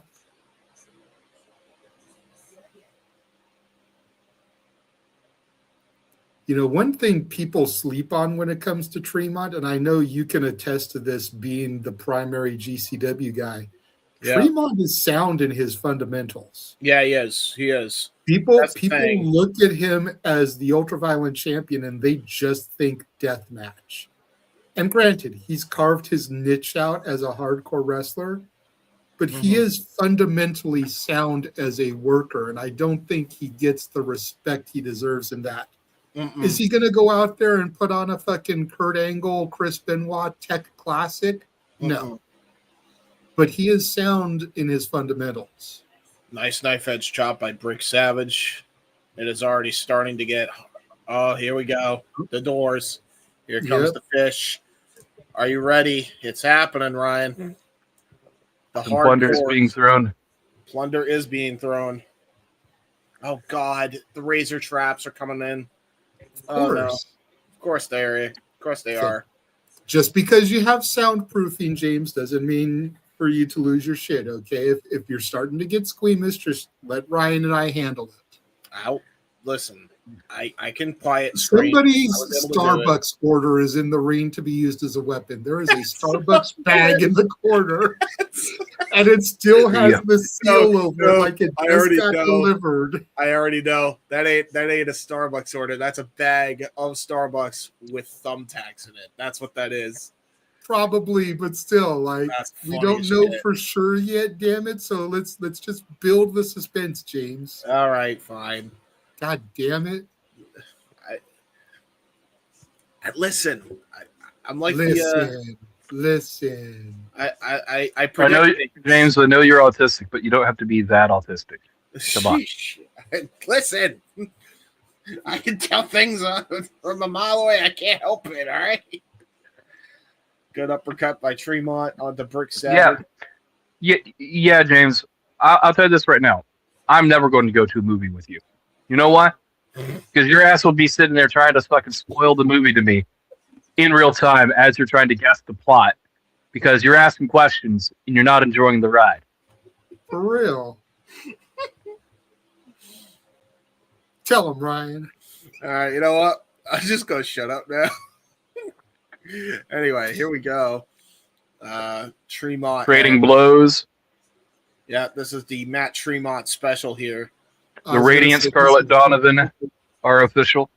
Yes. I was going to say, this is definitely a signature in Tremont matches. The sit in the chair and throw shots. No. He's got a razor trap. and the razors into the bald dome of Tremont. I hate Talk it. about a razor's edge. Mm. And the chair to the back of Tremont, courtesy of Brick Savage. Just don't do what you did with the skewers and hit a chair to the head as well, because that would be fucked too. God, Tremont damn. draped over the middle rope there. Legend has it. There is no head. It's just scar tissue. That I wish you Probably. saw. Probably. And now Brick Savage has a chin lock applied, trying to squeeze it out of his head. Hits a clubbing shot right to the chest, and there's the blood just pouring out of Tremont's head. Doors being set up in each corner. There's 2 doors down so far, folks. We're waiting on the third.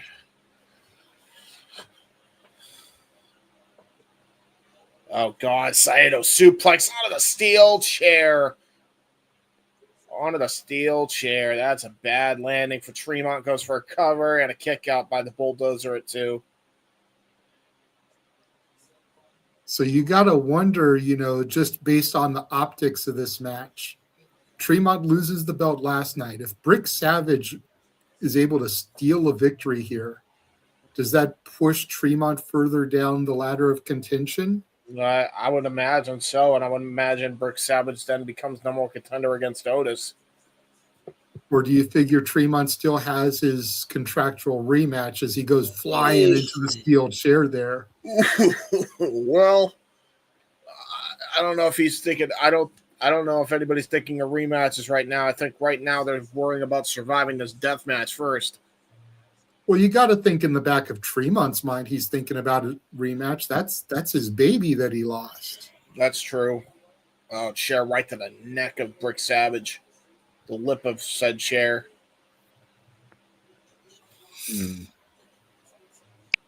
Chair right to the back. Yikes! My audio gone? No, you're good, Ryan. Can you hear me? You good? There he goes. Lost my audio for a second. I don't know why. Yeah. Oh God, he's got the fork now. And by the way, he's still got those that steak fork in the middle of the ring somewhere. Oh God, he's gonna stab the shit out of Brick. No. No, please don't. No. No stabby. Fuck off. Why do they gotta do this? I don't like it. To the people watching in the chat, if you enjoy Squeamish James, put a 1 in the chat, please. Fuck off. I don't like it. It's called interactivity, James. You need to learn this. Fine. Oh God. Oh, God. Yeah. Well, they're both bleeding now. They are bleeding. Oh, God. Oh, no. No. Stop it. Leave his forehead alone. Oh, God. Oh, it's so gross. No. We could be getting the birth of another deathmatch wrestler here. We haven't seen a whole lot of Brick, but if you think about it, it was Bear Bronson's rivalry with Tremont that kind of turned him into the deathmatch performer he now is. I guess so.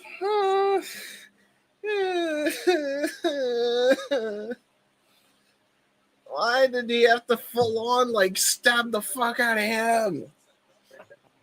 Because fuck him. Why not? Here, James. Tissue for you. It's a real fork. Crimea River.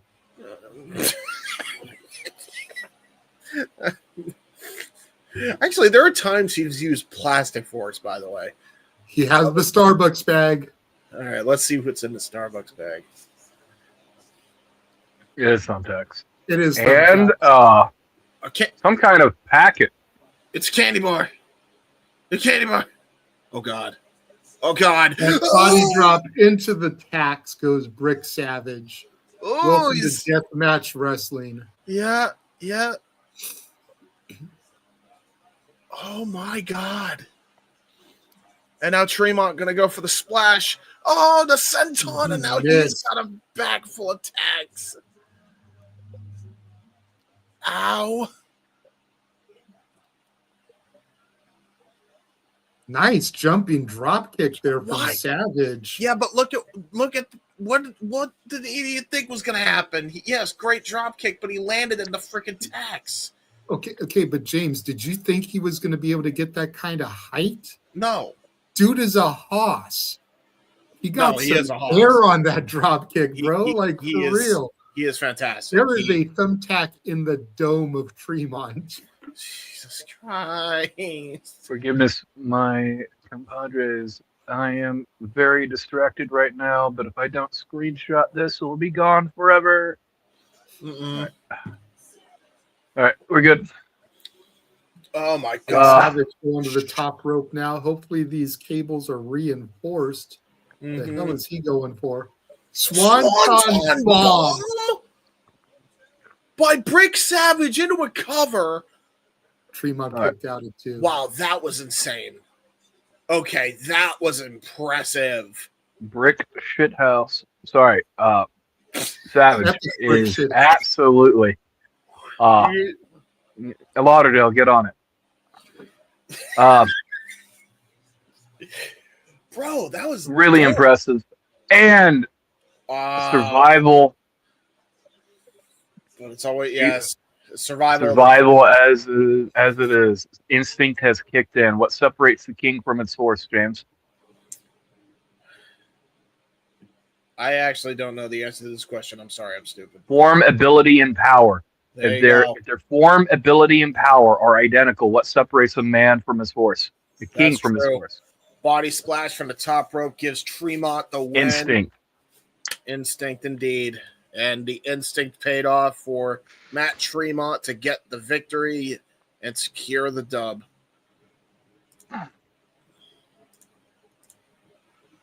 Very nice. That was a hell of a fight. That was great.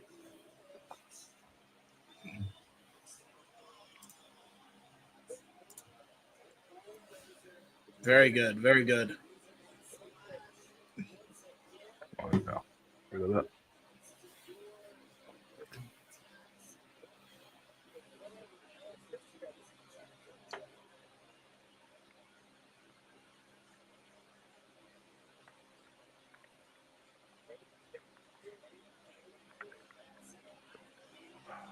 All right, there we go. If I don't send that tweet out, it'd be great. All right. Brick Savage, mutual showing of respect with Brick Savage. I gotta see what you tweeted now. Oh no. When you see it, I want you to look really close to that title belt.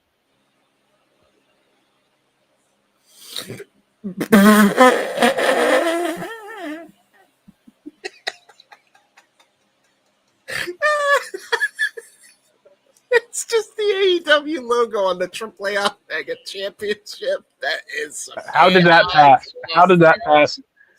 How did that pass the sniff test? That's so funny. Priscilla Kelly's on screen right now, cutting a promo on Atticus Cogar.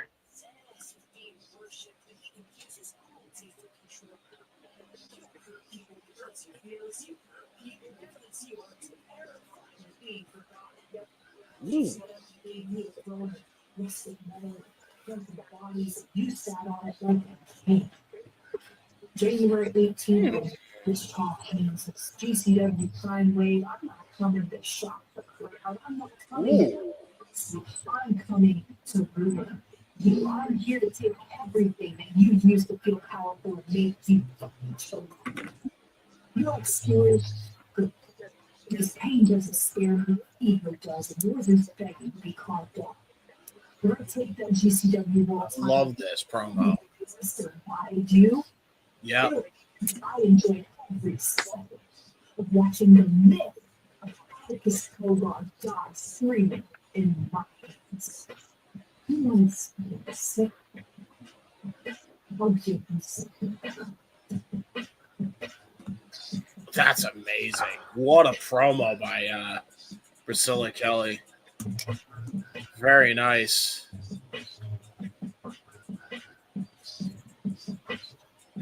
I'm going to nail him to a board. Okay. What's he going to light it on fire? Whoa. Yeah, going to light the shit on fire. Yep. Definitely not a flamethrower.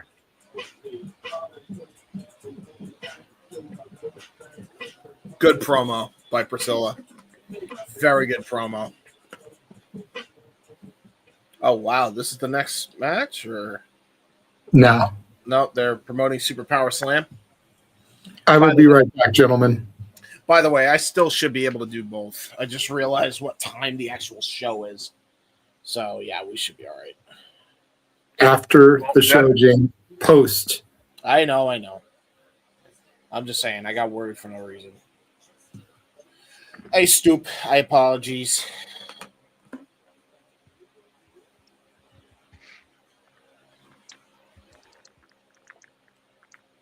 They're cleaning the ring from all the plunder, and I assume so. Here we go. Lovely. It is time for the good Lucha Tings. lucha.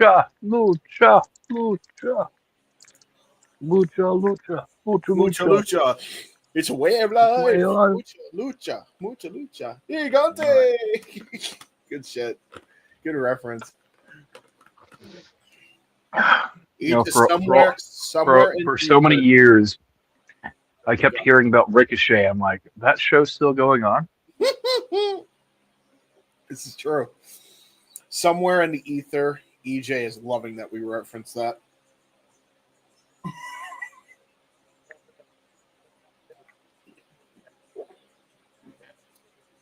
Here comes Vengador. By the way, you could tell that man is whiter than piss. It's crazy. Well, piss isn't white, but you get my point. Look at how white this dude is. Ain't no way he's Latino. But it's okay, because he could do good lucha things.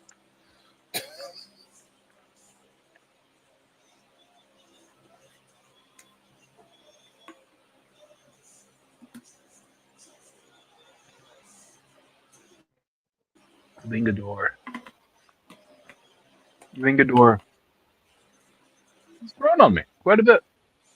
Yeah, he is. He's been great.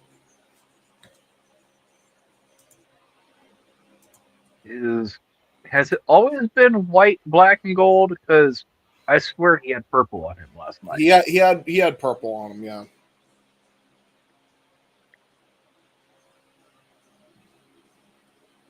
Here comes Samuray Del Sol. Lucha. His knee pad still says Kalisto. Does it? Does it really? Yeah. Kalisto. That's so fucking funny. Well, you know, it's good gear. It is.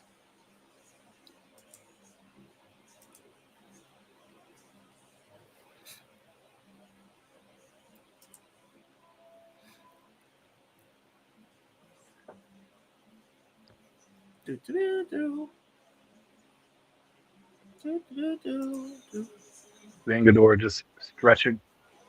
By the way, Mike, JJ, your mic was slightly overmodulated. I just fixed it, I think. Just test real quick. Check.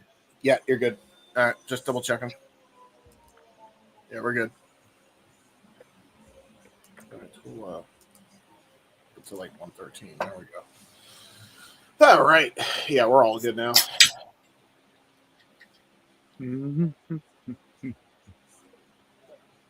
This should be a great match, honestly. Like, I'm really looking forward to this. Like, I'm a sucker for lucha, as you can tell by. Hold on, wait a minute. My big ass Rey Mysterio mask is part of my backdrop here, just kind of chilling. And I feel like I ought to go grab my El Renegado de la Lucha Libre mask for this match. Maybe you should. Do we see an appearance from El If I Renegade? knew more Spanish, I would, but otherwise, I'd only be able to sit here and be like, "Sí, sí." or muy loco. Poquito, poquito. Poquito. Dos taquitos, por favor. I do like to. Hey, listen, poquitos are great. All right, let's So see. yeah, look at his left knee. Yeah, I saw it. Kalisto. Kalisto. What does that spell? Kalisto. Lucha. Like some If you cheerleader. don't catch it like now, the match is probably going to move way too quick for you to see it later. So in the early goings, try to notice it. Collar and elbow It's tie on up. the silver leg, not the gold leg. Yeah, I saw it. I did see it. Yeah, he was. Yeah, it was all over it. Like I saw it a minute he was coming out. Up. Oh. God damn it, Brian.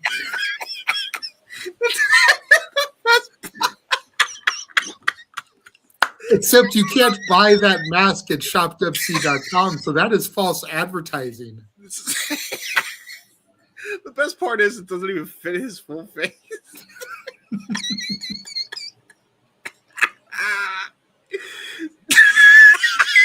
And he's muted, so if he's saying anything, we can't hear him. He's miming. He's miming at this point. In fact, we'll let him mime for the rest of this match. You don't even have to say a word, Mr. Vengador Fish. trip Samuray Del Sol. How do you say fish in Spanish? Hold on, let me see. Could do that. You call the match, JJ, for a bit. Oh, okay. Irish whip. Samuray Del Sol goes up and over. Vengador goes for the roll through. Samurai up and over with the pin. There's a one. Both men trading pinfalls back and forth. Gets a 2 count as Vengador. Now a 1 count for Samurai. Another 2 count for Samurai. Kick out by Vengador. Right. You entrusted the wrong person to try to call fast-paced lucha. You did good. Right. You actually did good, better than you thought. El Pez Luchador. That's how you say the Wrestlefish in Spanish. El Pez Luchador. Good to know. So when you go on TISM tomorrow, that needs to be your username, El Pez Luchador. Pez Luchador Tiger Power. Pez Luchador Tiger Power. God damn it.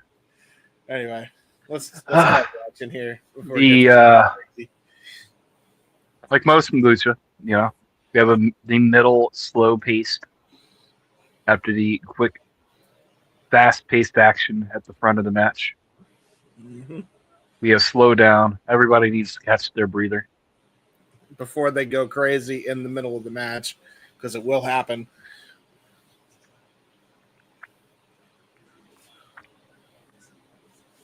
Ooh, hell of an open palm strike there by Vengador. Samuray Del Sol is definitely feeling that one.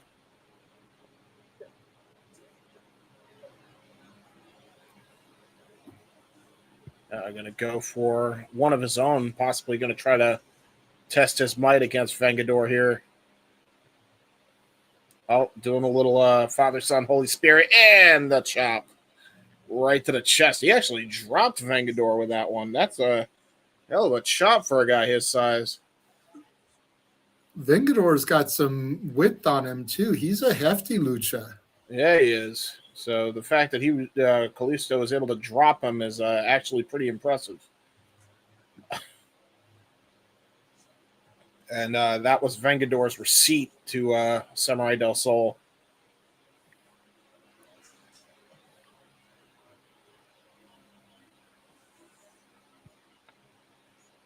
Halfway through the match, if Pentagon Jr. was involved in this, he'd be like, Zero, Mioto, and then, feign a chop. He'd be doing the Cero Miedo every time he goes for a chop. This is true. I love Penta, but he does that taunt way too much. It's like I somebody agree. spamming it on a 2K video game. There's Hold the on. hand Hold on. hand scissors. It's part of powering up. You cannot interfere with your opponent when they're powering up. This All right? is true. This is fair. 101. Oh, nice cartwheel. Here we go. Lucha things are happening. Cartwheel out of it. Nice Hurricanrana. Nice cartwheel evade. Escape out of the Hurricanrana. His own Hurricanrana, and Samuray Del Sol hits his own Hurricanrana. We are back to a stalemate. Very nicely done by the Luchadors. Lucha chants here by the GCW crowd here. Lucha, Lucha, Lucha.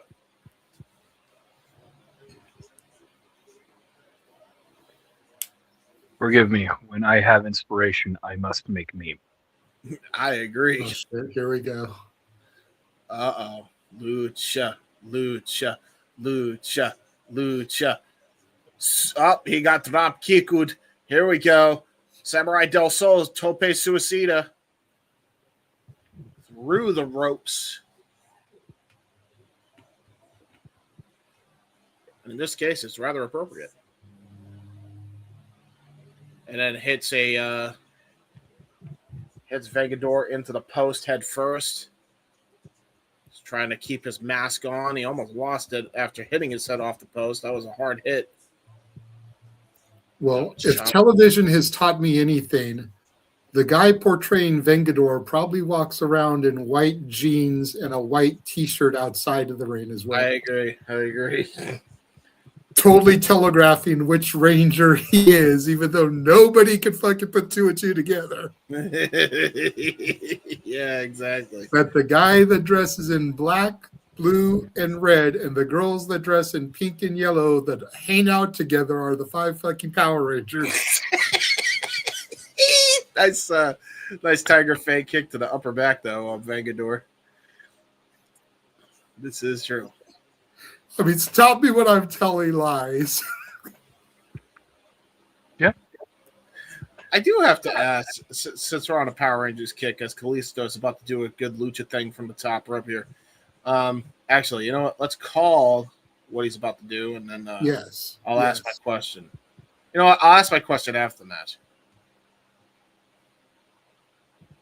Nice crotch chop. Looked like he was going to go for his frog splash. Rolled through. Tilt-a-whirl into the head scissors. Into a sit-out power bomb. That was really nice. That was really nice power. You know what that reminded me of, straight up? That reminded me of some Psychosis Rey Mysterio shit. That's a good shout. They always had a good dynamic because Psychosis was a little bit heftier than Rey. Back then, Rey was so tiny. Yeah. And that was very much reminiscent of that. That was a counter. That was definitely a counter from one of those matches for sure. And now getting the chop hand ready, chopping the chest of poor Samuray Del Sol once again. Yeah, he spit on his hand, didn't he? That's just disrespectful.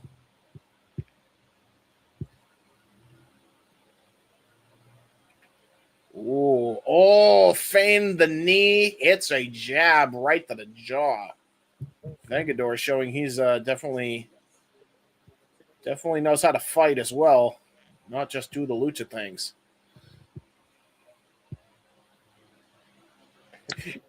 He's talking to a fan. I don't know if he's talking trash or is he just having a conversation.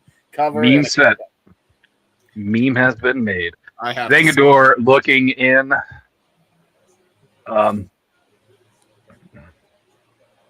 Attempted of a cross armbreaker Fujiwara reverse. Ooh, this is nice little submission here. I like this by Vengador. Problem is, he can't get shifting his weight. Yeah, that was brilliant by Kalisto. Because if he got his leg, there it is again though. Now he's got the legs locked in. Oh no, that was a bad move by Samuray Del Sol. He used his feet to push the ropes, but he ended up rolling deeper into the submission there. Yeah, he did. I think he thought he was going to get enough momentum to get out of it, but he ended up getting deeper trapped. Meme. AI steak sauce is fantastic. Very nice. Very nice, Ryan. I approve. I retweeted. I like that guy's hoodie. Assholes live forever. That is true. I should know. Now getting a boot to the face. Great. Ooh, good monkey flip. And he was able to get onto his feet to Kalisto. That was brilliant there. Ooh, was about to go for a running charge there. Ooh, Vengador is psyching out Kalisto.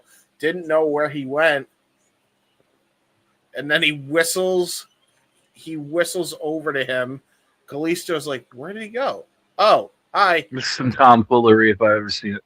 Good old classic lucha tomfoolery. I like it, though. I do like it. Oh, was going to try to go for a Hurricane Rana to the outside, I think, but Vengador stopped him. Cutter on the apron. Yep. Very nice maneuver there Twist of fate, really. Yeah, really. That was a twist of fate on the apron. And keep in mind, I do believe this is now a J-Cup qualifying match. So the winner of this match will be entered into the J-Cup. This is great. I'm fine with whoever wins this. They are putting on a very good contest. Kalisto to the top rope. Nice high angle cross body into a cover and a kick out at 2 by Vengador. Now going for the leg kicks. Trying to set up for an Irish whip. Oh, little schoolboy into a roundhouse kick and a Hurricane Rana implant DDT. Goes for the far leg and a kick out by Vengador yet again at 2. The longer this match goes, the less faith I have in the ring. Yeah, a little bit. That ring is bouncier than shit, bro. I thought the Alaska ring was bad. This is pretty bad, yeah. This is a bit. I think something broke. Yeah, because this is GCW's ring, and I don't think it should be wobbling this much. I agree. Are you sure it's GCW's ring? Because I know when they come out here, they rent. No, that's fair too. There are traveling promotions, so to try to move their ring from city to state to state would be too difficult, I think. Hold on. Let's hold off on the ring discussion for a minute because Kalisto and Vengador are kicking the shit out of each other. Holy shit, bro. They're pulling out some strong style shit now. Both luchadors down. Damn. Either way, this is the same ring that they had from last night. I recognize the canvas, and it was doing this last night. Dude, that super kick was nuts, dude. At least, well, maybe not. Well, what are the odds that they rented 2 rings 2 nights in a row and they both had the same issues? Yeah, that's fair. Could be possible. Ooh. Bounces off the turnbuckle. Vengador tries to go for a back suplex. Bounces off the ring. Got caught into a... Ooh, tried to go for a Blue Thunder Bomb. Got countered into a head scissor by Kalisto. Goes for the Tornado DDT. Samuray Del Sol gonna go for the cover. Nice deep hook up. Almost. Damn. Almost. There's nothing he could have did differently that could have resulted in a 3 count there. Yeah, he had the... Everything was perfect. Cover. Yeah, everything, including the cover.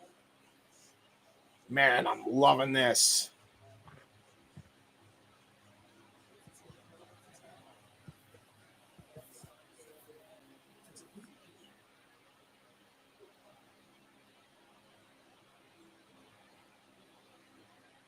Now Vengador put on the top rope, perched up, trying to go for a possible maneuver from the top rope here. Maybe looking to take a page out of one of his old tag team partners' playbook, maybe trying to go for the Spanish fly. Vengador stops it from happening, but then gets a mule kick right to the face. Enziguri. Kalisto. Sorry. Samuray Del Sol. Kalisto. It's Kalisto.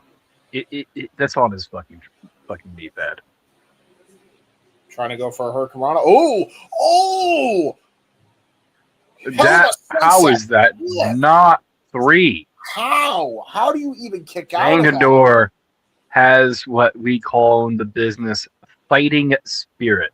Yes, sir. And he's letting it show in droves. Lucha chance again from the crowd. Again, that was insane. That was a sunset flip from the top rope, and that was a snap one at that. Trying to go for the Samuray Del Sol again. Finally gets the blue Thunderbomb off. Does Vengador and only gets a 2 count. Once again, the blue Thunderbomb does not get the victory. You know what I noticed? I've seen maybe in my life the blue Thunderbomb pin 3 people. Yes. You know what the problem is with the blue Thunderbomb? And this is me being real, right? And this is psychology, James, coming out here when it comes to wrestling. You hit a blue Thunderbomb almost as a desperation maneuver, and because you hit it, you're immediately into a pin cover. You're not able to get the legs over the shoulders, so therefore the opponent easily can kick out. Oh, Samuray Del Sol hit. Oh, but look at that. That was brilliant by Vengador. He adjusted his body just a smidge so he could use his long leg reach to hit the bottom rope. Brilliant psychology, brilliant ring awareness there by Vengador. What a match this has been. Back and forth between these two. 100%. I knew this was going to be a show stealer, a barn burner, if you will, and it has not disappointed. Was trying to go for a tilt-a-whirl backbreaker. Kalisto reverses it into a Dragon Rana. Whoa, 2.999 for Kalisto. Holy shit. Vengador almost lost it there.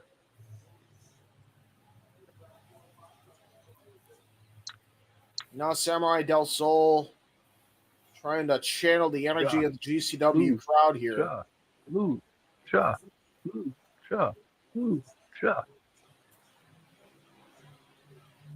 try to go for it again. Samuray Del Sol incoming.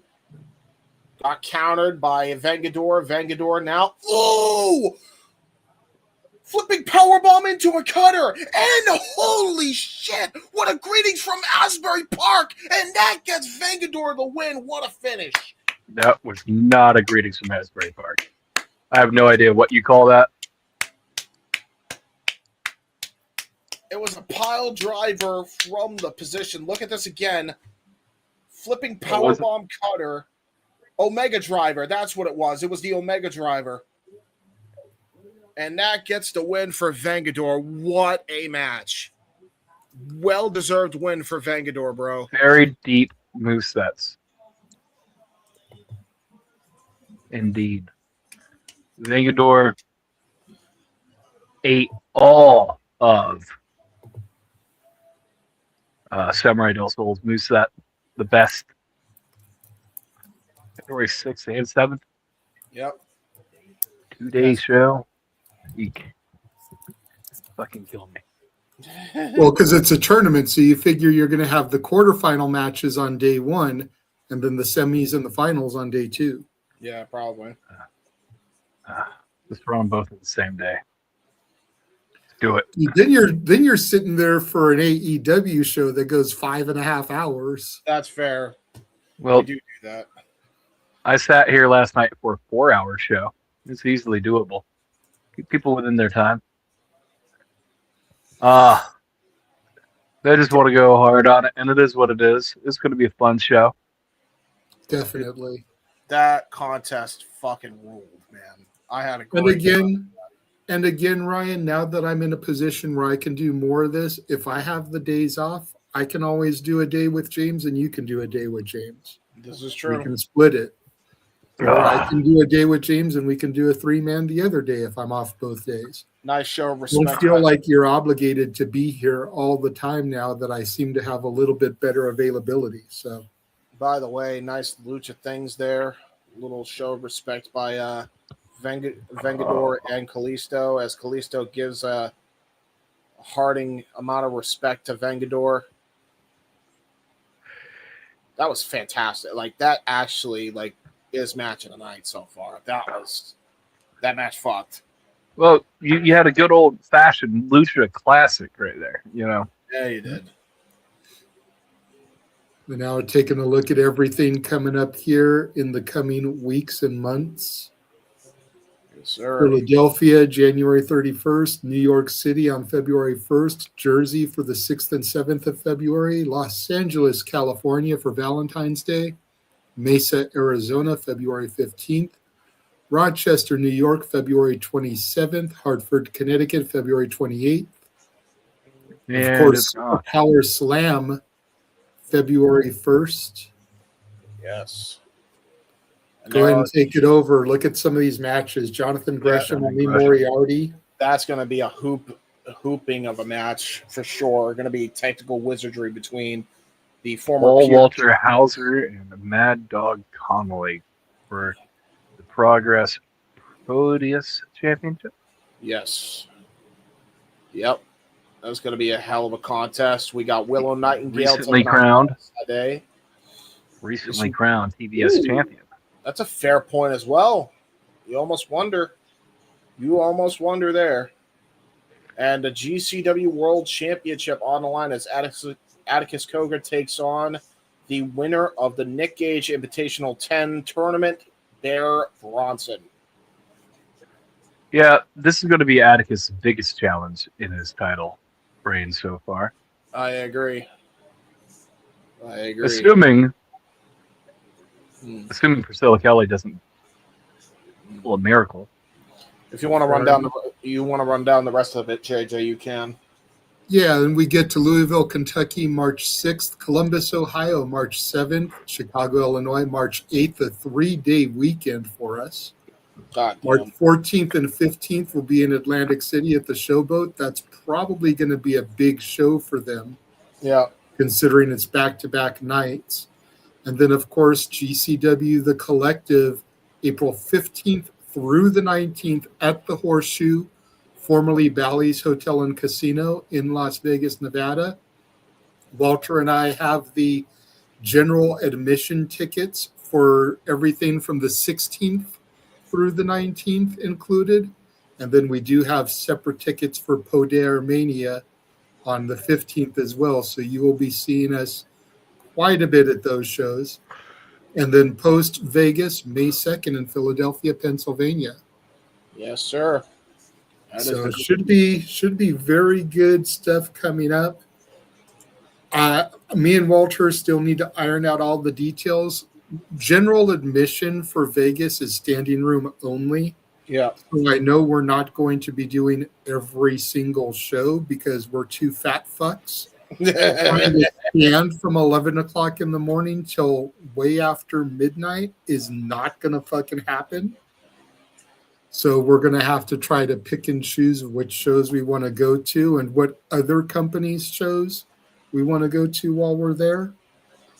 Yeah, the worst day that I know we're going to have to deal with is Friday. Yeah. Because that's Bloodsport starting at 3 o'clock. Joey Janela Spring Break starting at 7 o'clock. This is all Pacific time. And then Juggalo Championship Wrestling starting at 11:59. God damn. I know we want to see all those things because we want to try to experience. There's a look of all the different stuff they're running off on the screen here. Yeah. We want to try to see as many different companies as possible.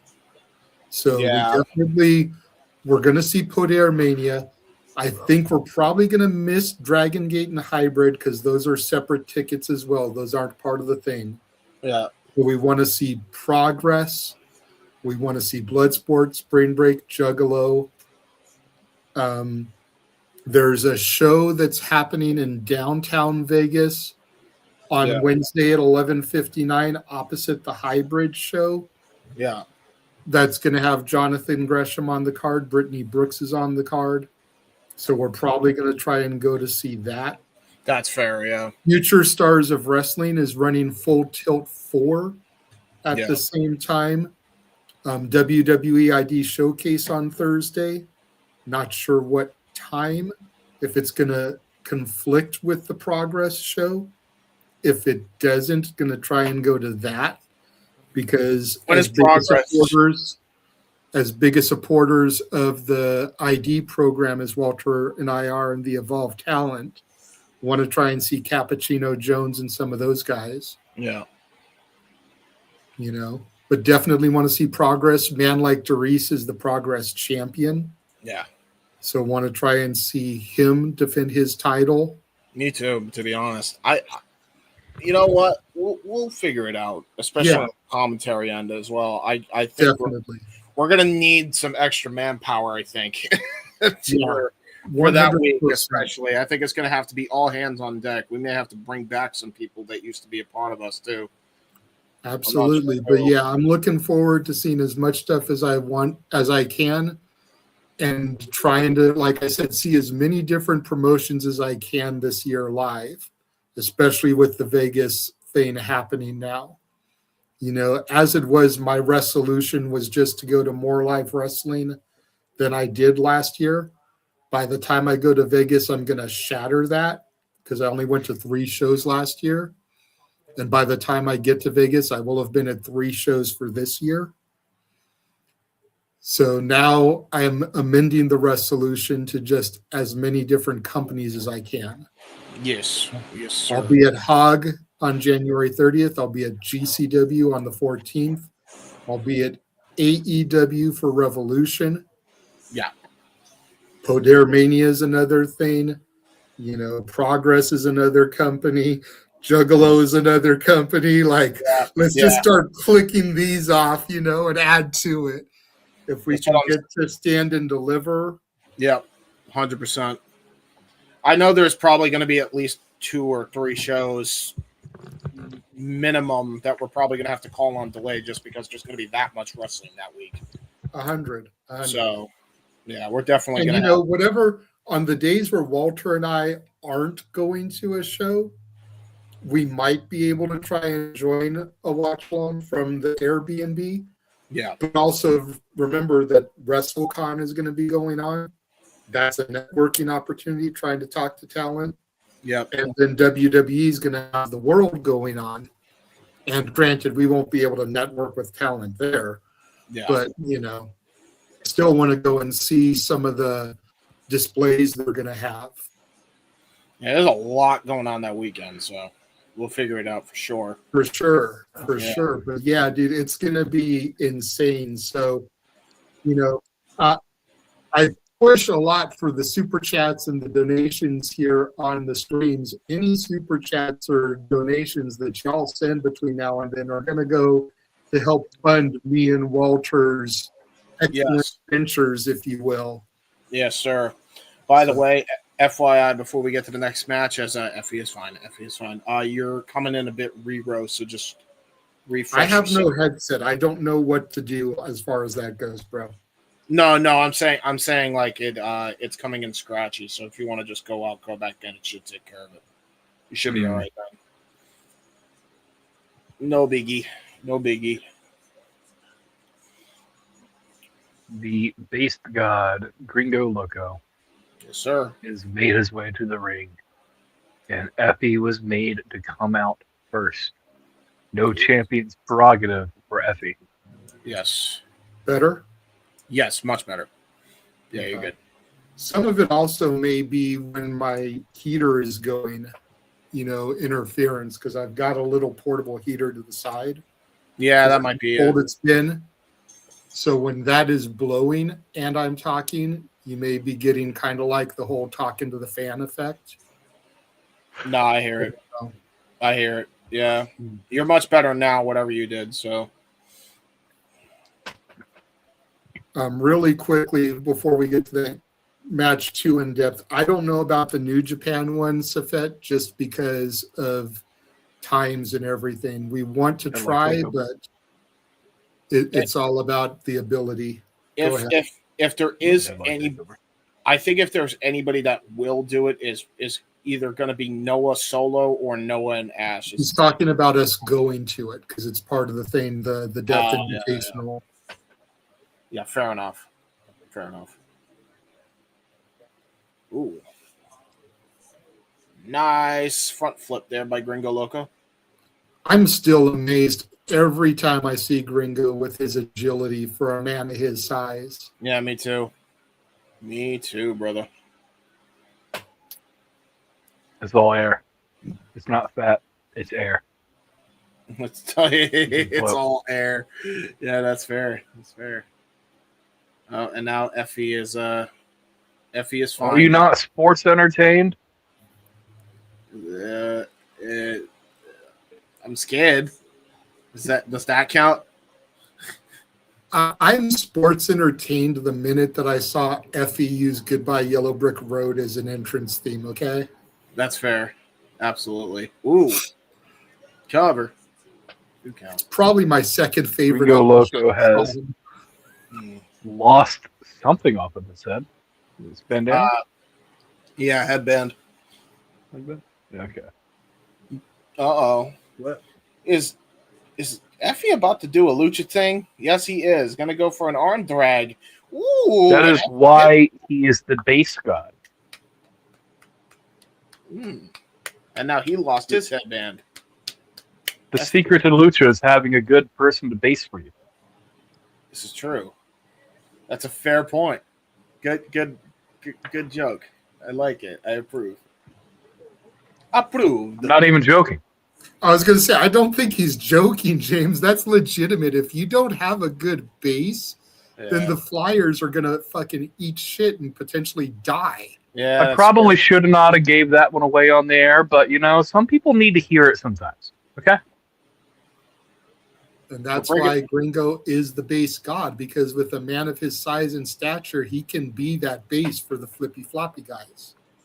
We're breaking the fourth wall, brother. We are educating. There's a difference. This is true. Educating. You think you know Effy. me? Jerking Edge off the ladder. Did he just hit him in the face with his dick? Yes, he teabagged him.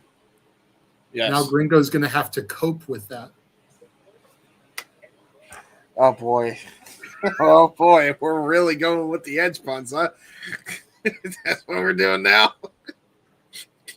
Running around.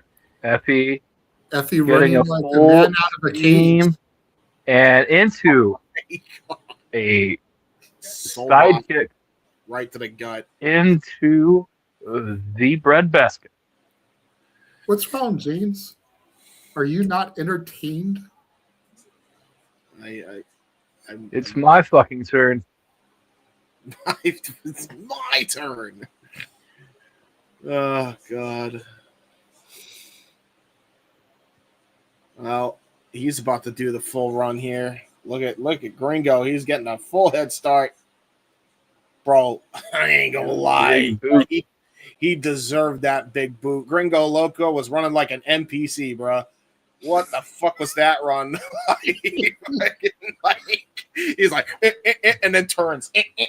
Like, what are you doing? It was for his peeps. Oh, fucking god damn it, JJ. Stop with the ENC puns. Do they not reek of awesomeness, James? Oh, I'm gonna die. Oh, chair to the head of Effy. Yeah, if he's not fine before, he's definitely not fine now.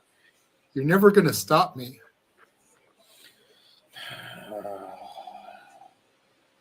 On this day, I see Toaster. ShopTC.com. Want to commit a bath. You know what? Since Vince said, there you go. Have a show on the banner. We might as well. Effy is not doing good. Effy is about to get got. Somehow. I don't know how. And power bomb onto the apron. That's so fucked up, bro. Oh, that's so nuts. Because he just snapped into that, by the way. He had complete control of Effy. You didn't see that coming, James? You'll see if you just close your eyes. Well,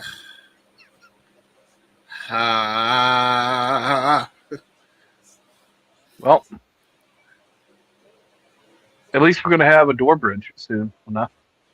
Oh, God. The worst time to have a door bridge is after all these ENC puns, bro. Holy shit.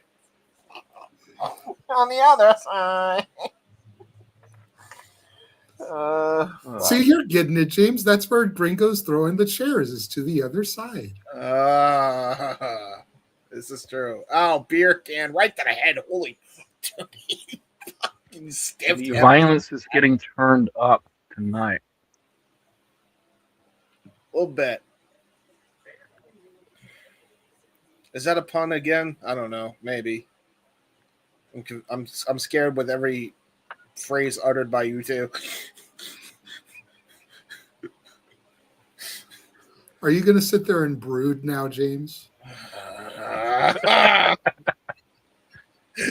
Fucking goddamn. Cope harder, James. I hate everything. I hate it. I hate my life choices. I hate the show, Jay.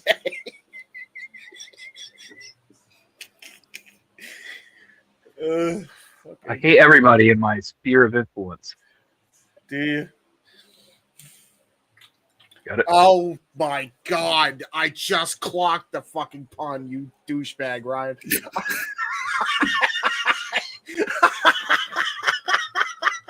I just clocked that. You're such a douche. I was like, spear of it. Oh, yeah. Okay. Yep. Cool.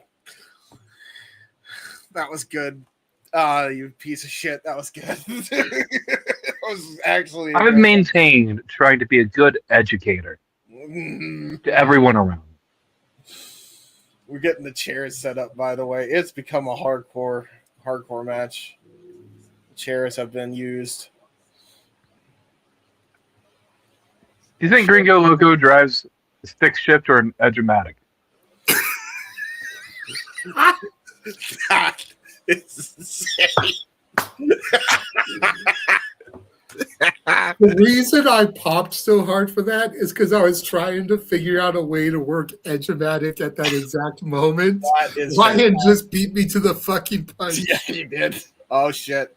Well, Gringo Loco's about to hit the guillotine leg drop. This is not good for Effy. Ow. Oh, God. You know, I'm shocked that he walks as good as he does doing the guillotine leg drop. Yeah, really. Because he, lands straight on his ass. Probably goes to a chiropractor, every other week. Oh, my God. Definitely better than version 1 of it. Which was what? The Nyla Rose version?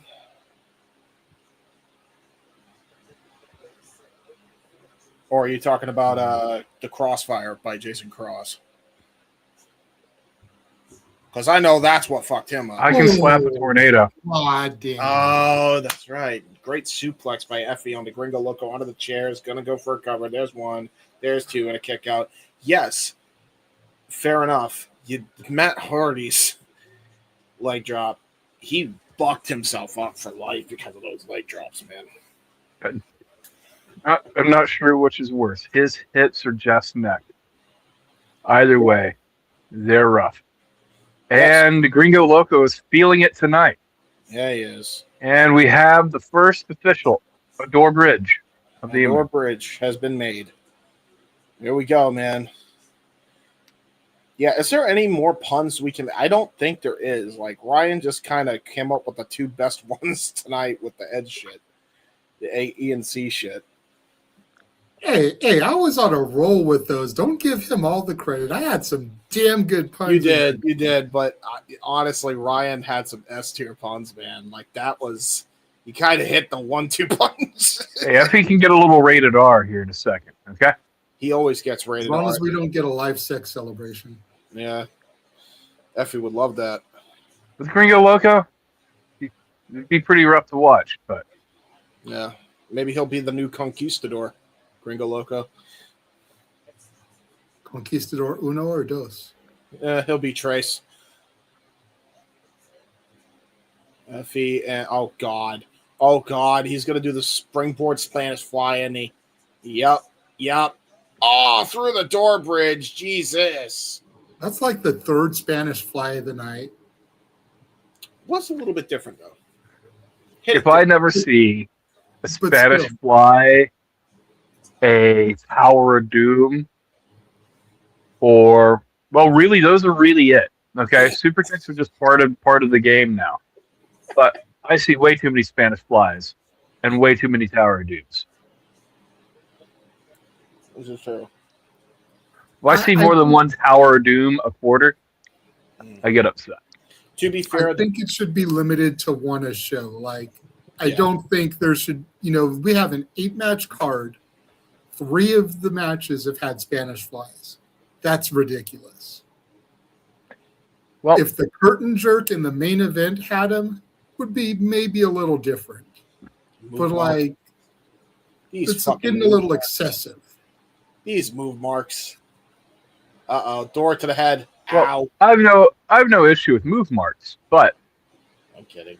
the fact of the matter is, communicate with the other people on the roster, see what spots they're doing, and don't take their shit. Yeah. And like, if you're going to have a lucha match like we just saw, Spanish fly in a lucha match makes sense. TKO, by the way, by Effy, only gets a 2 count. I get that Gringo wrestles a lucha style, but maybe don't do it in this match if you're going to have it in the match prior.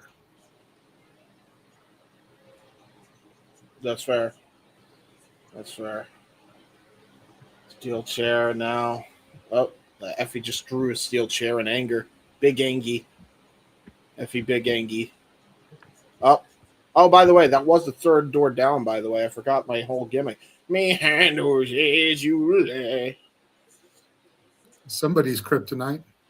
Yeah, true. You're not wrong.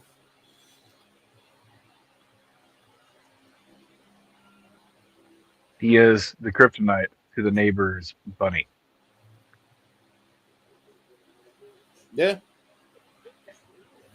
Trying to set up his own. Shout out to the bunny. Yeah, I think the problem is he's been hit in the head so many times with the other door. I think Effy can't make his own erector set because he's a bit dimensionally challenged. Ow! Russian leg sweep into the chair. Hey, you respect Effy CTE, okay? Okay, I will respect Effy CTE. Does it give him another personality? How did they miss that opportunity?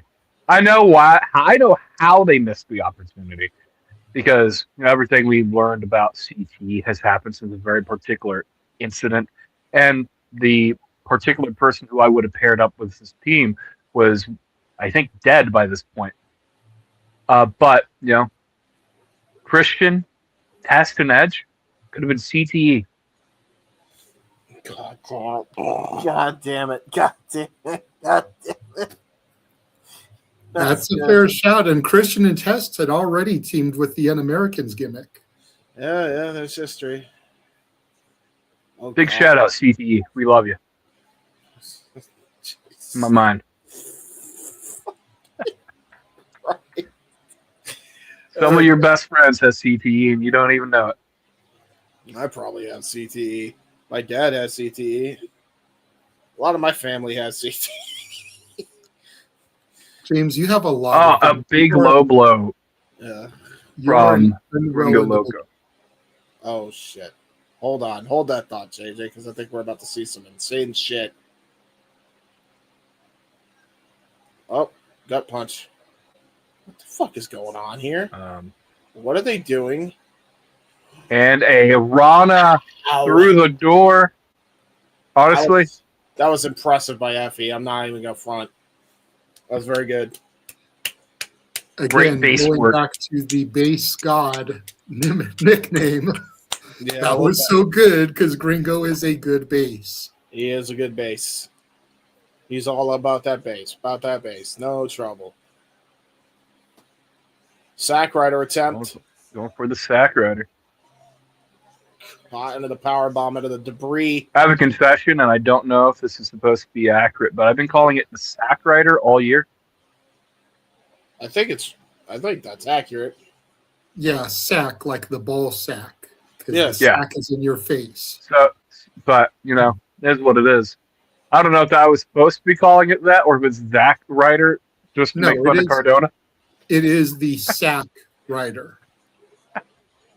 Yeah.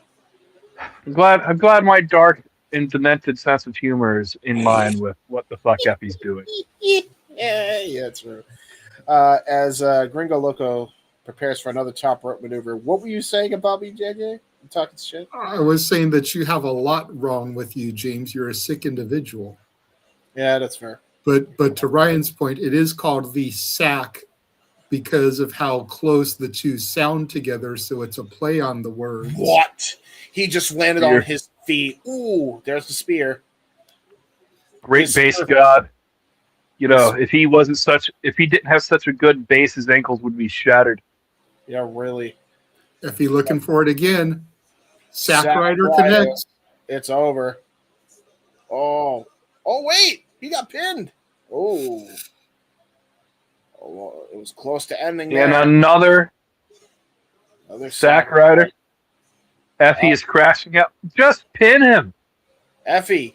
Why? Stupid. Why? Effy's manifesting his own failures. Effy. Just pin, buddy. Effy pin. Effy don't taunt. Effy pin. The fishnets are coming out.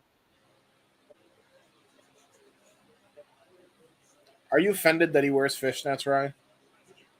No. Also, As a fish. As a fish? Now, honestly, I would be offended by this and am offended by that. I don't need to see his white tail ass. Oh, no! it took a couple seconds. Double That took a couple spank. seconds. That took a couple seconds. Now you get it. There you go. Oh no, he's gonna hit his ass with the chair. Spanking Effy with the chair. He spanked him. Talk about spanked asses. Yeah, he ain't kidding. Smacked asses. Aha. Definition. Smacked ass. We saw it in literal form. Oh god. Oh! Oh, that was nuts. Manifest Wow, Gringo. his own failures. Had he just went for the pin after the second Sack Rider, Effy would be standing here the winner. Yeah, he would have been. But because he decided to get extra, he cost himself the match.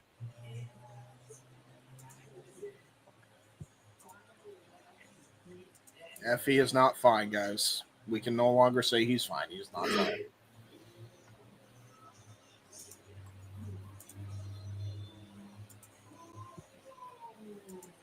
Good match, though. Very nice. Very good. All right. Is it just me, or do the GL armbands that Gringo's wearing look eerily similar to the KJ Orso ones that he wears? That's fair enough, yeah. The Gringo Loco ones, yeah, they kind of do. Fair enough. I wonder if that's like a little subtle Easter egg. Like, might we be getting Gringo going heel in the not so distant future and aligning with KJ? I feel like he's got too much of a babyface moveset. Although that said, he did beat up a mini Lucha. Sports person. A short Oh, person. here we go. Yeah. And we're seeing the history there of YDNP and how they formed. Almost 1 year ago.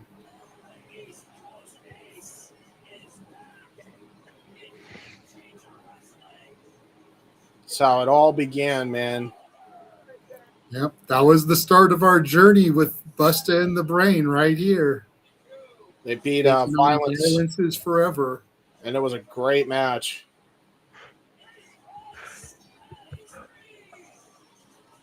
That's how this whole thing started, dude.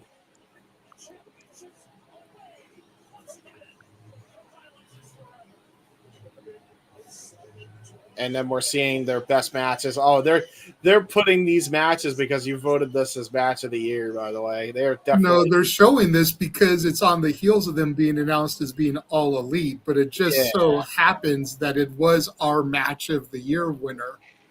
That's what I'm saying. I don't know, man. I think that's... with respect on this one, James. Not to we can stroke our own egos all day, but you got to think there's only so many matches that they've had in a year. They've only been here. They've been doing this less than a year. Less than what? 8 months? Yeah. Really? Maybe 9. They're showing their entire history as a tag team in GCW. Because they just showed them losing the belts to the Brothers of Construction. Why would you show that highlight if you're just tooting their horn? Now here's them getting the belts back from the BOF. I could have lived without the Brothers of Construction, reminder. But, it is what it is. The Riddle Box match was what it was, but the Brothers of Construction, I still say, are a fun tag I like team. them. I have seen them in Lunacy. Yeah. I've seen them on Lunacy. I have watched Vince Russo's Lunacy. I'm okay with them in their own environment. I get it. Yeah. Very sports entertaining. Speaking of, we're going to have Jordan Oliver taking on Oro next. And the match they had with Epic Shit at the December show was pretty fire, too. That is fair. They're a good team. I will be right back. I'm glad I got to see them live, and I'm looking forward to going to a JCW show and to answer City by the Bay's question, because he did ask if I watched Lunacy. Yes. I have been trying to tune in more frequently. I am going to I'm actually going to give it a chance. There's a reason. That reason will be revealed in time. I think it's a fun show to watch. I watch it primarily because of Willie Mack. Yeah, that's fair. Willie and I have history. Yeah. I watch it so I can see Big Al. I've become a big fan of hers since this invasion angle. She is great. I don't mean to stifle conversation, but I do have to use the bathroom. I will be right back, good sires. Okay. Mute your mic. I trust me. Yeah, we don't need the Wrestle Flush to return. How am you don't have to apologize. You don't have to apologize. Just shut the fuck up, James, and mute your shit. How am I going to take my streamer microphone into the fucking bathroom, guys? Just go to the bathroom, James. It can be wireless. It can be wireless. You assholes. All right, I'll be back. The way Jordan comes out solo is very heelish, so slow and methodical. I get he's the brain part of Busta and the brain, but you could almost misread it as being a heel. Well, he very much knows what he can do. And he comes in very calm and very collected. And then at some random point, he gets amped up. I think he's drinking it all in. I think he understands that there's only so many GCW dates left in him for the moment. But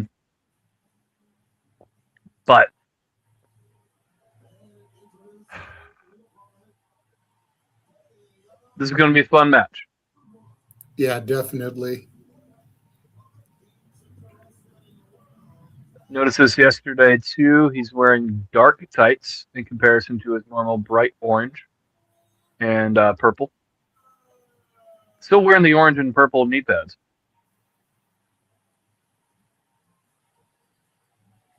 We don't know what Alec Price's schedule is today,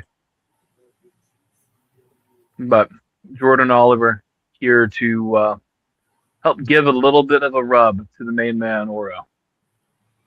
Definitely. Honestly, I think the only thing that held Oro back, well, I won't say the only thing, but the main thing that held Oro back in my NXT was Noam Dar. Because Noam Dar was the focal point of the metaphor, and I always thought that Oro, Jakara, and Lash were better. Yeah. Jakara, now Mara Sade, has had an opportunity to shine and prove that she can be out of the shadows. TNA superstar. Hello, Lash has gotten the call up, and Oro is shining here on the independents. You know, so it just goes to show that they didn't need Noam Dar, who, like I said, was more of an anchor than anything for them. It is a shame because I feel like Noam Dar always got the shit under the stick. Well, that's what I was saying, is that he was supposed to be the focal point of the metaphor, and I feel like he held everybody down. Yeah. 100%. Horrible tie-up. Oro Like, pushing. They literally did their best work when he was out on injury. Yeah, they did. And you're not wrong.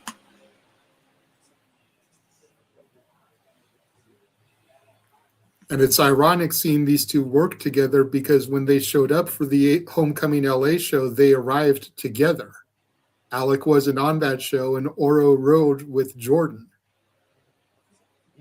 So they both arrived at the venue together.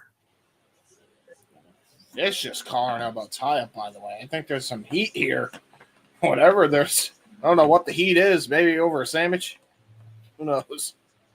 They are big angry with each other. Up, drop to Heat, hold. maybe some jealousy, just maybe some colorful banter for the crowd watching. Who knows? But Jordan Oliver is on the rise up. Mm-hmm. And he hasn't had an opportunity, on that stage. Not too many opportunities, anyways. Yeah. And Oro is looking to get back to that kind of a stage. That is fair. Gonna have a clean break, possibly. Oh, vicious forearm shot here by Oro. He wants Oliver to bring it here.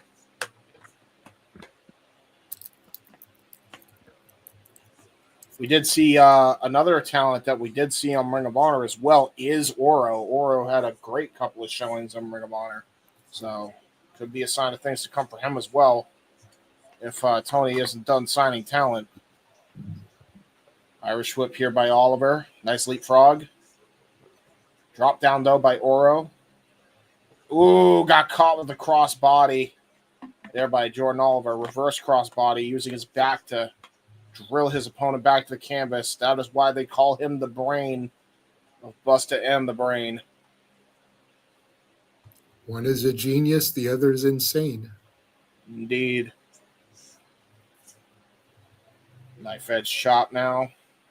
What if I told you that Pinky was in fact the genius?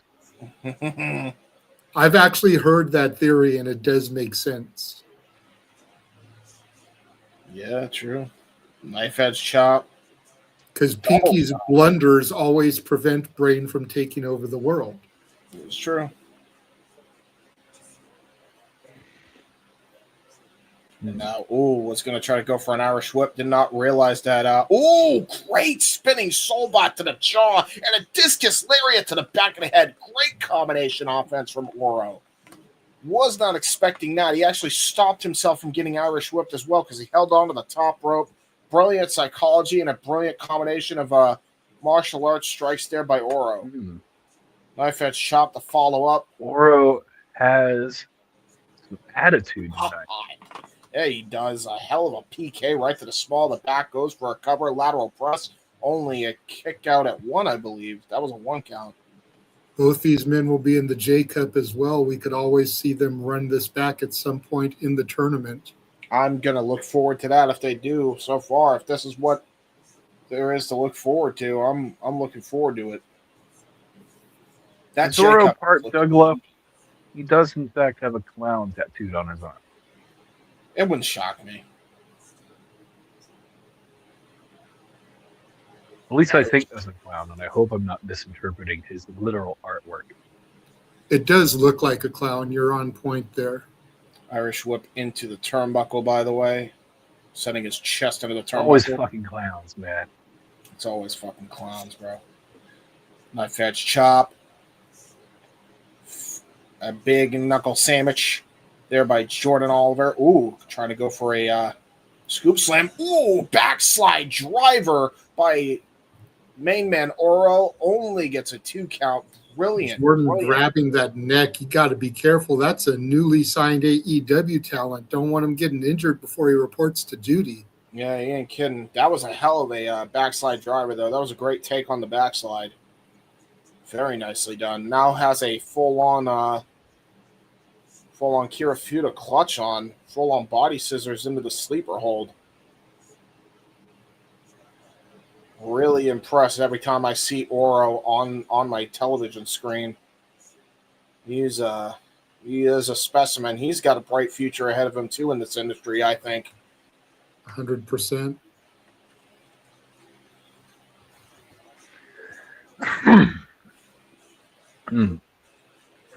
I would like to see him end up in Impact, get repaired with Mara Sade. Yeah. He'd be great for the Heard Ryan Nemeth had a really rough showing.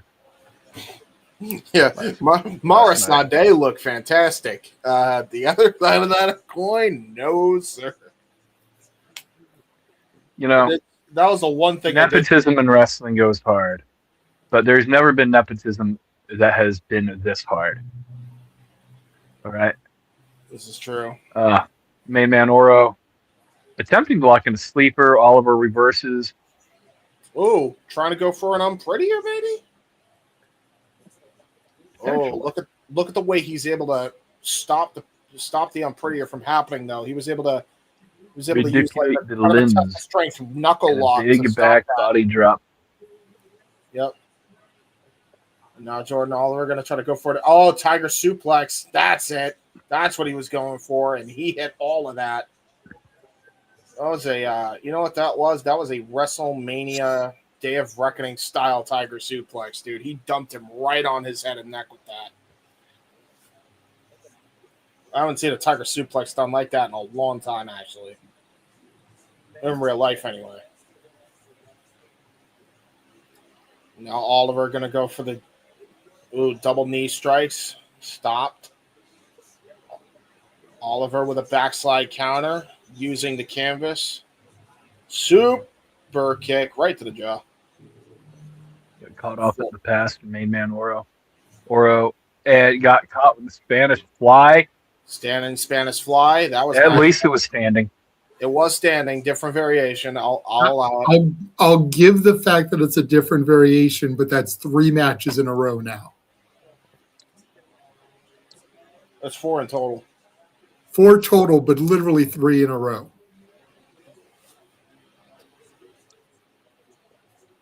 I feel like we see something like that on every GCW show, the move of the night.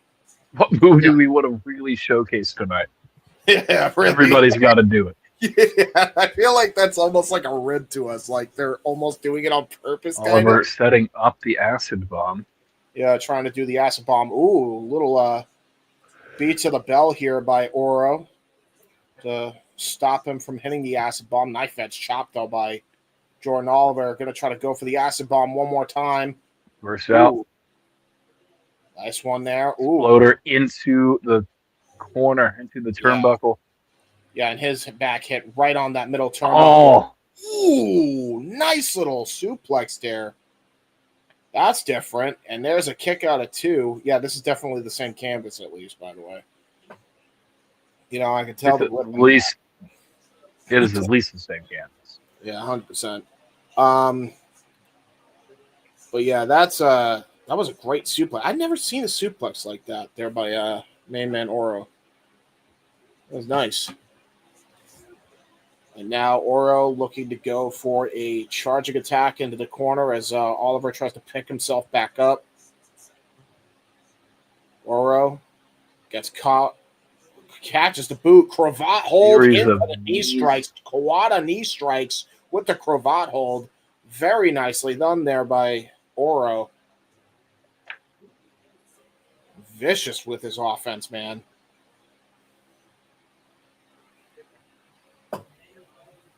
Yeah, he is pissed. Man, Oro. Woo! Double chop. Defiant Indeed. Main man Oro now. Ooh, trying to go for a big boot. Oh, Kappa kick. Right to the head. Drop kick. Damn. Both series men of down. big kicks from both men. Oro did completely no-sell the acid kick. Yeah, he did. This is great. Took it off. Maybe Oliver didn't quite hit all of it.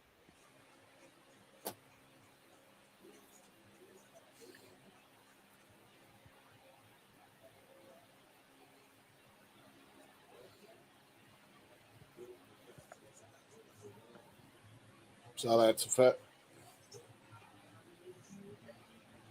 As we get set here on the apron, looks like we're going to do a little test your mind on the apron here. Both men have something planned to try to devastate the other here. Maybe looking for a side slam as Jordan Oliver gets caught with a couple of Pele kicks by Man Oro. Knife edge chop. Battle is now being done here on the apron. Jesus.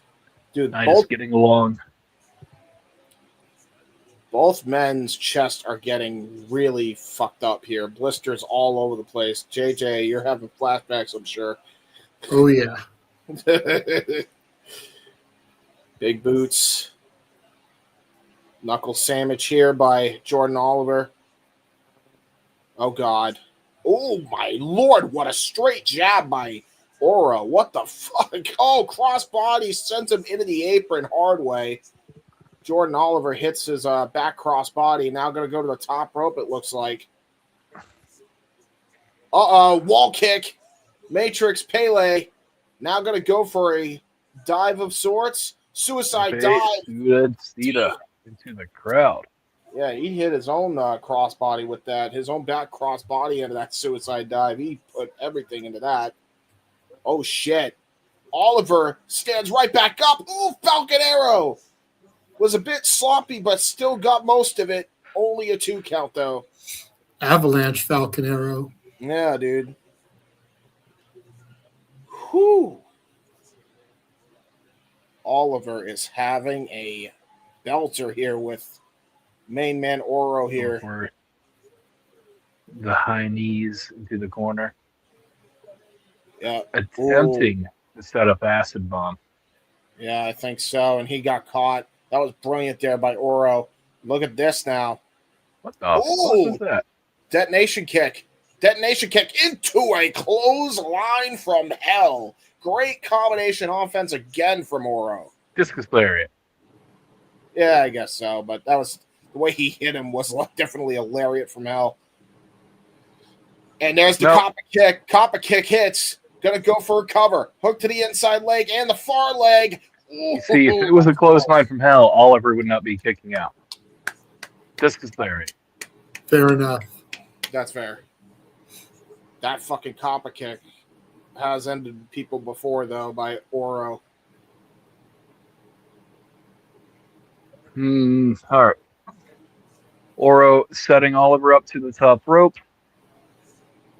He is going for the acid bomb. Ooh. Insult to injury. Oliver is broken out, broken control. Crossbody. Oh, 1, 2. Ooh, got reversed by Oro. Near fall there for main man. Oh, rising knee strike, punk style. Double knees to follow up, and I think this is all she wrote, Ryan. It is elementary, my dear James. Acid bomb, 1, 2, 3. A tale as old as time. Very good match. Very good match. That was awesome. Really?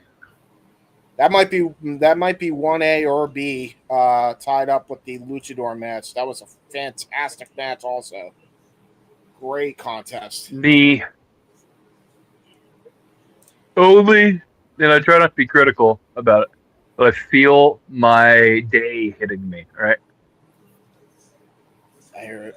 I would have placed this much earlier in the night. I definitely hear it. But semi-main? Has to be semi-main, right? There's nothing else on this card. We do have Sam Stackhouse. If he has something, he may have just been advertised and then had to cancel. This is fair.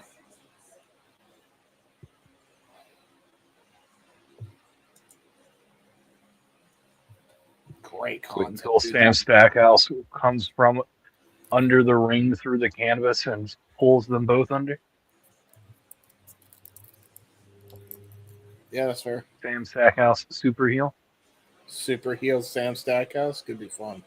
He is trying to call Oro back into the ring like, hey, you deserve your props, man. Oro says, I don't need your props.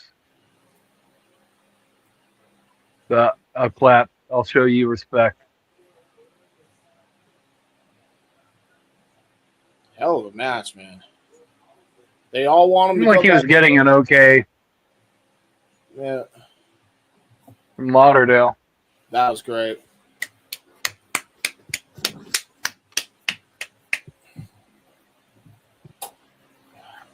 Oro is definitely hurting after that one. That was a brutal contest. They were striking the shit out of each other.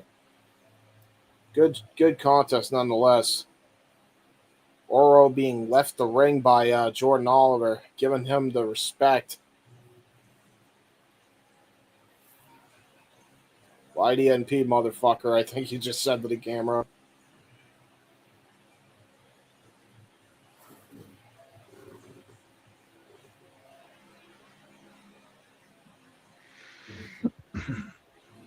It's crazy, man. Oro getting a big round of applause. As he should, man. Great fight. GCW vignette coming up next. Been back last night. Dallas show. Gillies. Showing the... Now, we did see this in the opening, so what I will do, because I don't think we've run it other than the beginning of the show, is we're going to take a quick intermission, a quick commercial break, and then we will be right back after these words. Stay tuned, folks. And now for a taste of things to come.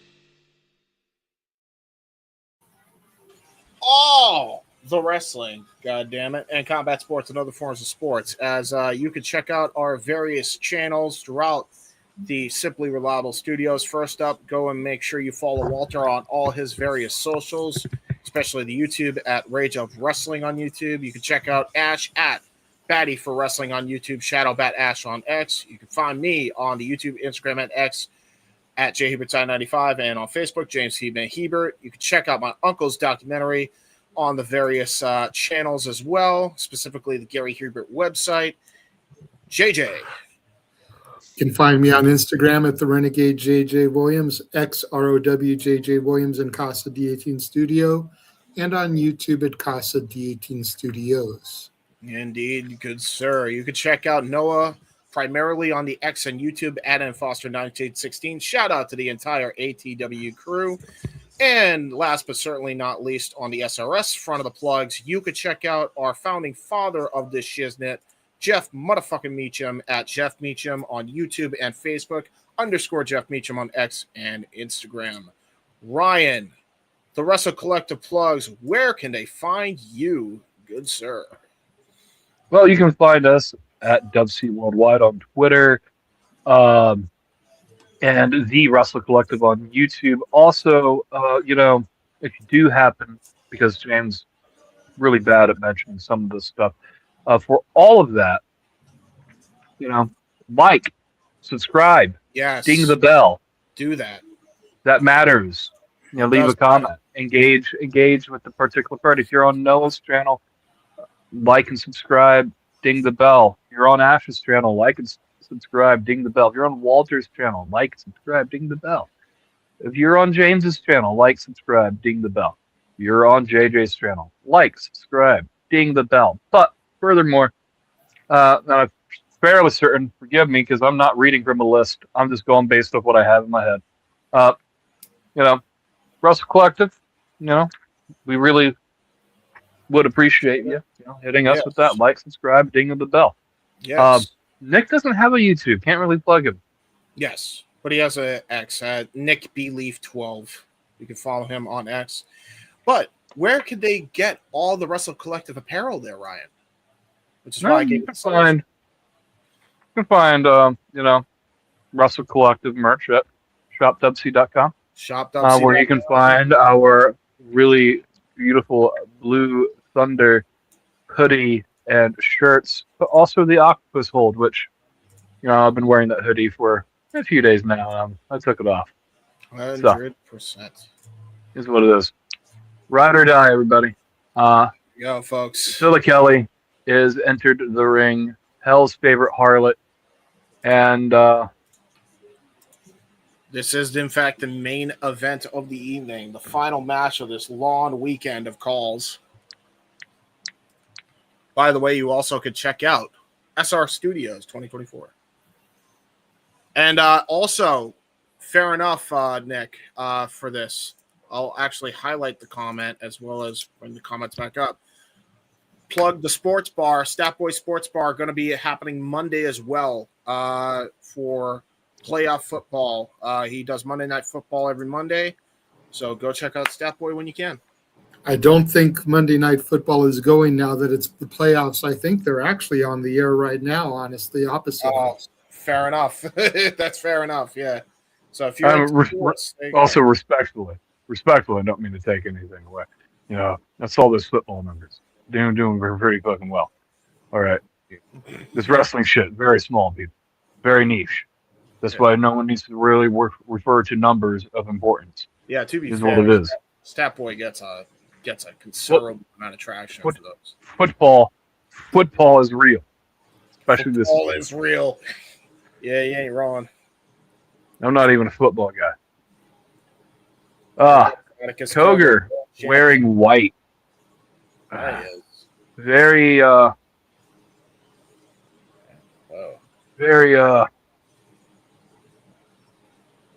not characteristic. White and purple. Yeah. It's almost like he's preparing to turn baby. Or he's about to bleed a lot. This is true. Could be. You haven't seen a lot of blood tonight. You seen enough? I don't think James wants to see any more.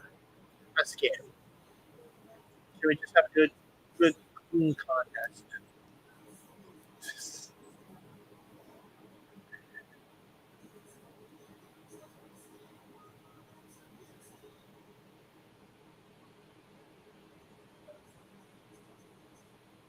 What is redder, the blood that Tremont spilled or Priscilla Kelly's outfit?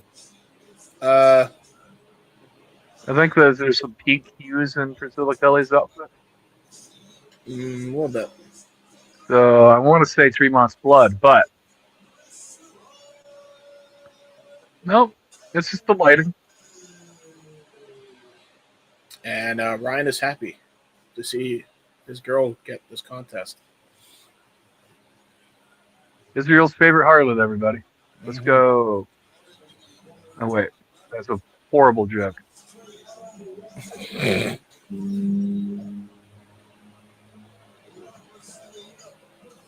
Please don't bully Priscilla Kelly.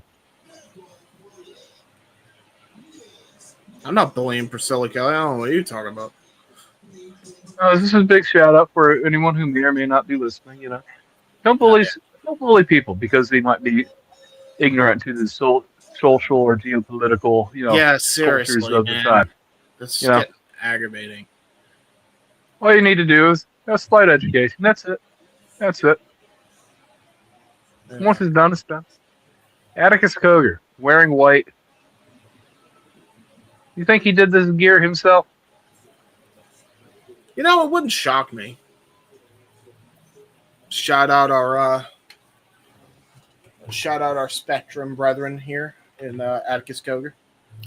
Well, he did just drop a new line of merch, and a lot of it is white and black themed. So definitely something going on there. To your guys' point, Dan Perch, Brand the synergy. official for this matchup. Mm-hmm. Sure.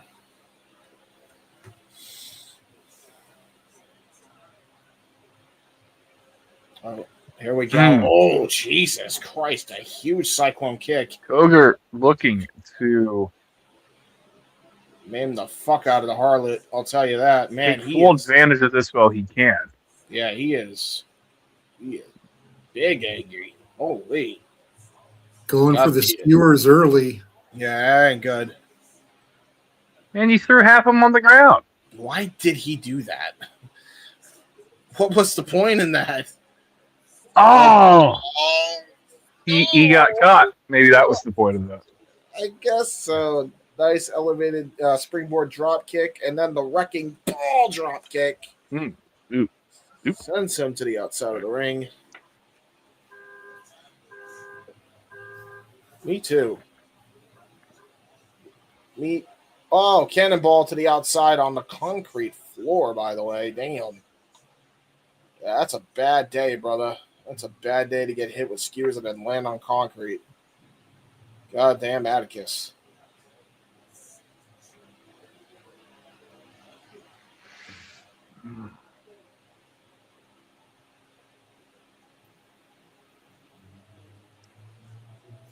Now tossing chairs into the ring is Priscilla Kelly. It looks like we're definitely going hardcore for this GCW World Title match. Can't say I'm surprised. Anybody with 2 chairs has a chance in the fight. Wait a minute. I don't think that's how that goes. Anybody with 2 chairs has a fighting chance. Shout out James Ellsworth. Wherever you are, you have no fucking chin. Damn, Ryan. Super kick like Atticus Cogar. Oh God. Just chucked the chair into her kneecaps. Yeah, that's how you can dislocate a knee. Yikes. Especially if the side of the thing hit it. Luckily, it was just the face of the damn thing. What is Cogar thinking of doing here? Top rope maneuver, maybe? The only thing that protected that is her big-ass Uggs. Yeah, really. That's a fair point. Oh, God, he's setting up Priscilla Kelly. Keyword. Setting up Priscilla Kelly to the top rope. Oh, biting her. Yikes. Kelly is fighting back. Headbutt. Yeah, headbutt big time. Boot. Jesus. Shoves Priscilla Kelly to the floor. Yeah, he did. Definitely Atticus Cogar's from Ohio. Because You can definitely... Equal rights, equal fights kind of guy, I guess. I mean, not everybody from Ohio is, domestically inclined. But Atticus Cogar absolutely Wow. believes in it. That is a hell of a phrase. Oh, just tosses the chair into her back while she's on the floor. Damn. Y'all learn how to survive when you live under a bridge. Yeah, true. What were you saying, JJ? Said Atticus making the cry gesture. Oh, yeah, the boo-hoo. Yeah. Don't cry about it. There. Yeah, Cogar. Hey, nice Rey Mysterio mask. Or is that a Penta mask? It's a Penta mask. Fuck. It's Penta's Joker mask. Dude, him sliding the chair into her face is brutal. And into her knee, I think, as well. The leg of that chair caught her knee. Every luchador has a fucking Joker mask. I swear to God. This is true. I do want Penta's variation. If I get a Penta mask, I want the Joker version. That's fair. I don't blame you. Lince Dorada had a Kane mask at one point. He did. He did. Had a Kane theme inspired one. Half and half suplex. Half Nelson suplex there by Atticus Cogar. Goes for a cover. There's 1, 2. It got it, 2. Apologies to Zachary Wentz for the brutality laid down on your woman by Atticus Cogar. You know, she keeps grabbing her kneecaps in the back of her neck. May not be the same for the next couple of days there, good sir. Yep. Oh, another half and half. Brutal suplex. Hate to see it.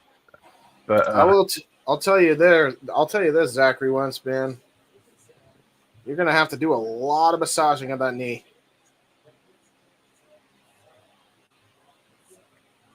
Literally just drew the chair onto Priscilla's ass. Oh God, not a half and half. Don't worry, all you have to do is open the door to the treehouse and let the smoke, medicinal waft into the room. Yeah, true. You're not wrong. Kick out at 2 though by Priscilla Kelly. I just love the fact that there's a professional wrestling stable whose entire gimmick is that they're grown ass men and they smoke weed. Me too.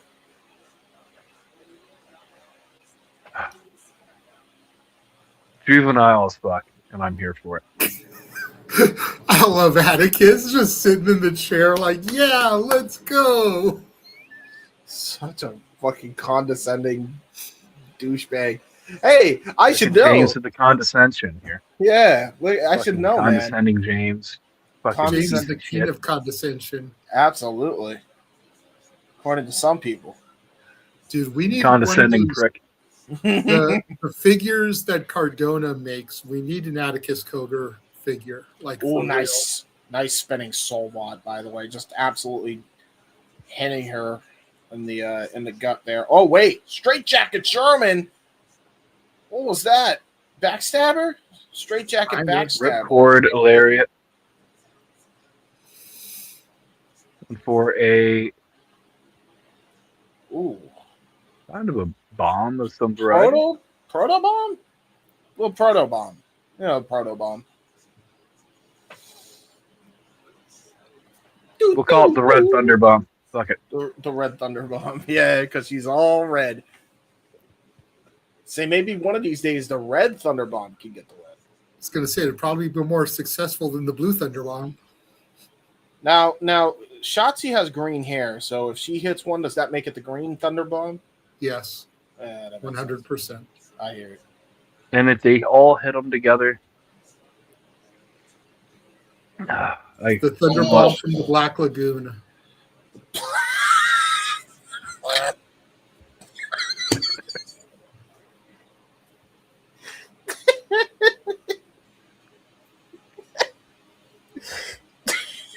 Nice. Anyway, Priscilla Kelly hit a goddamn wrecking ball drop kick with the chair into Atticus's face as we're memeing over here. Now I believe the 5th door of the night has come into play. And another chair. Oh God, door bridge. Let's make a deal. What is behind the door? Yeah. Will to live. The concrete floor. The will to live is crazy. Damn. The will to live. Yikes. Uh-oh. Hi. I've seen everything but a fucking toaster You know, what in are these GCW. fans? What is- Did you know that modern toasters won't let you take a toaster bath? They have a fucking fuse in it that will fucking trip. That's crazy. That's great. It's probably Actually, a good thing. it's a very good thing. Side's still out on this one. You haven't tested it. I don't know. I don't know how many people are trying to have a bagel while they take a bubble bath, but you know.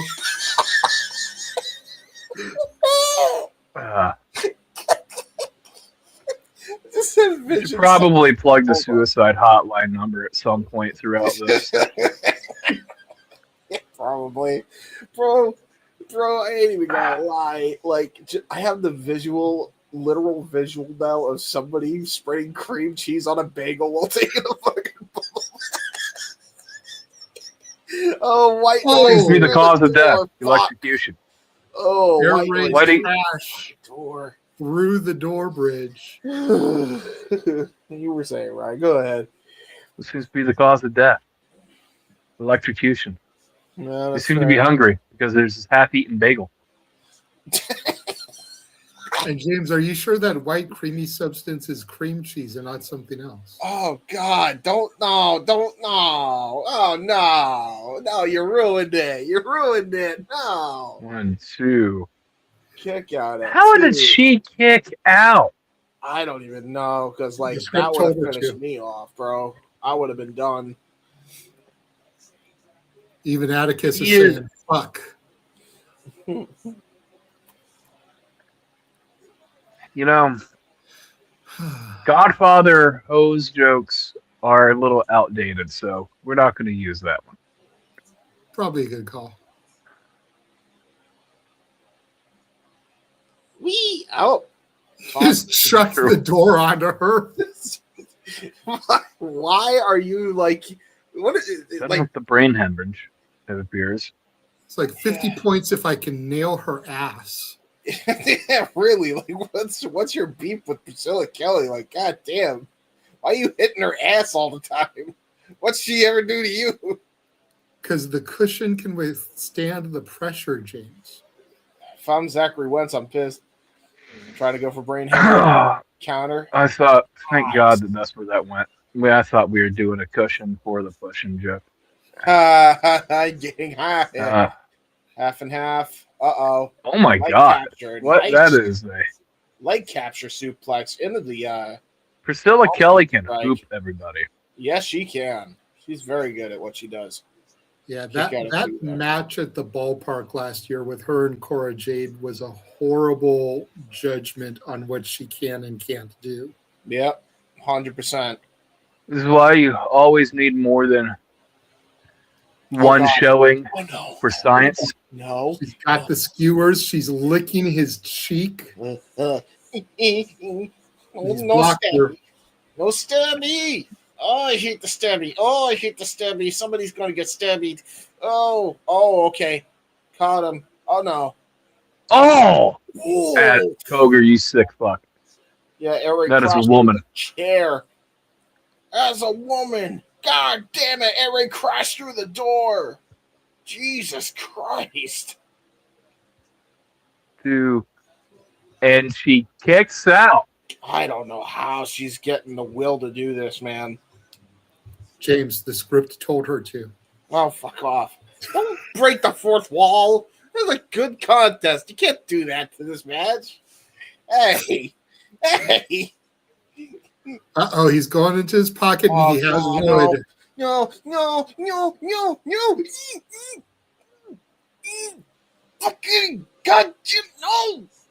He is shanking Priscilla Kelly. Blood has been drawn from the woman who famously pulled a tampon out. Well, he gave her Atticus Cogar has given Hell's favorite harlot Some a horns. set of horns. Oh, God. Gives new meaning to the phrase Spike TV. No, not brain Brain hemorrhage connects. One, Please end it. three. Please end it. Please end it. Oh, my God. Oh, my fuck. Holy shit. Oh, my God. All of a contest there between the champion and the challenger. Great outing by Priscilla Kelly. Yes. Yes, it was.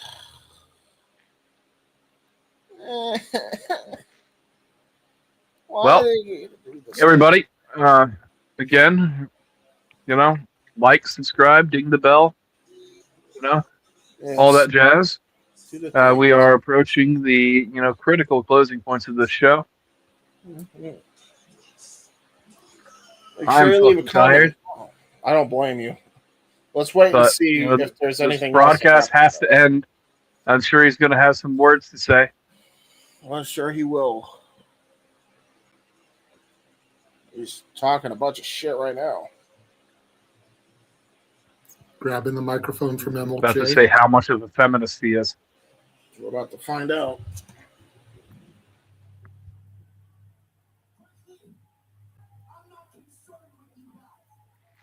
Frankly, not concerned with you guys.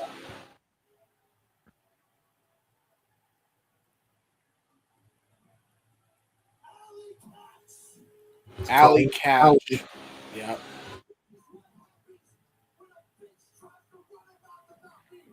This is what happens when a bitch tries to run her mouth about me.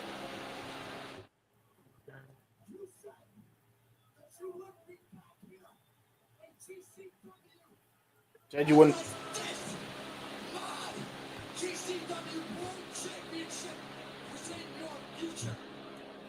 Use. Damn. Well, he said this.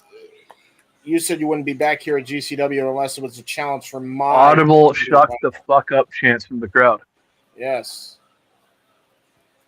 Unlike other companies that censor that shit. Yeah. I think we're well past censoring.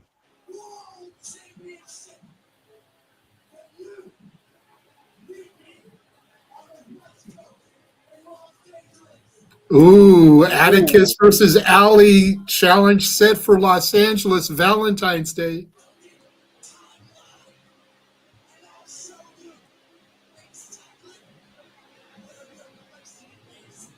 Oh, shit. Man. Is Alley Catch married? I don't know. No idea. Well, that's an interesting way to ask a woman out on a date for Valentine's. Beat the shit out of each other. Dude, what I am stoked for more than anything is the thought that I might actually get to see Otis finally. Yeah, right? Because he hasn't come out to LA yet since I've been coming to the shows. And now that he's champion, it's official. Is. Yeah. It is official. Coldest Winter 4, Cogar and Catch for the World Championship at. Oh, it's do or die, apparently. That's the billing for that match. And there we go. We are off the air. All right, folks. Subscribe, like, ding the bell, shopwc.com, all the channels on the SRS Collective. Thank you all for tuning in. For the Renegade of Wrestling, JJ Williams. For the Wrestlefish, Ryan. I am the Heat Man, James Hebert. Thank you all for tuning in to this weekend's coverage of the Indie-rific weekend of professional wrestling, along with TNA Genesis and tonight's GCW Crime Wave, and we will see you all next time. Take care, everybody. Have a good night. Support your local independents. Yes, sir. ShopWC.com. ShopWC.com.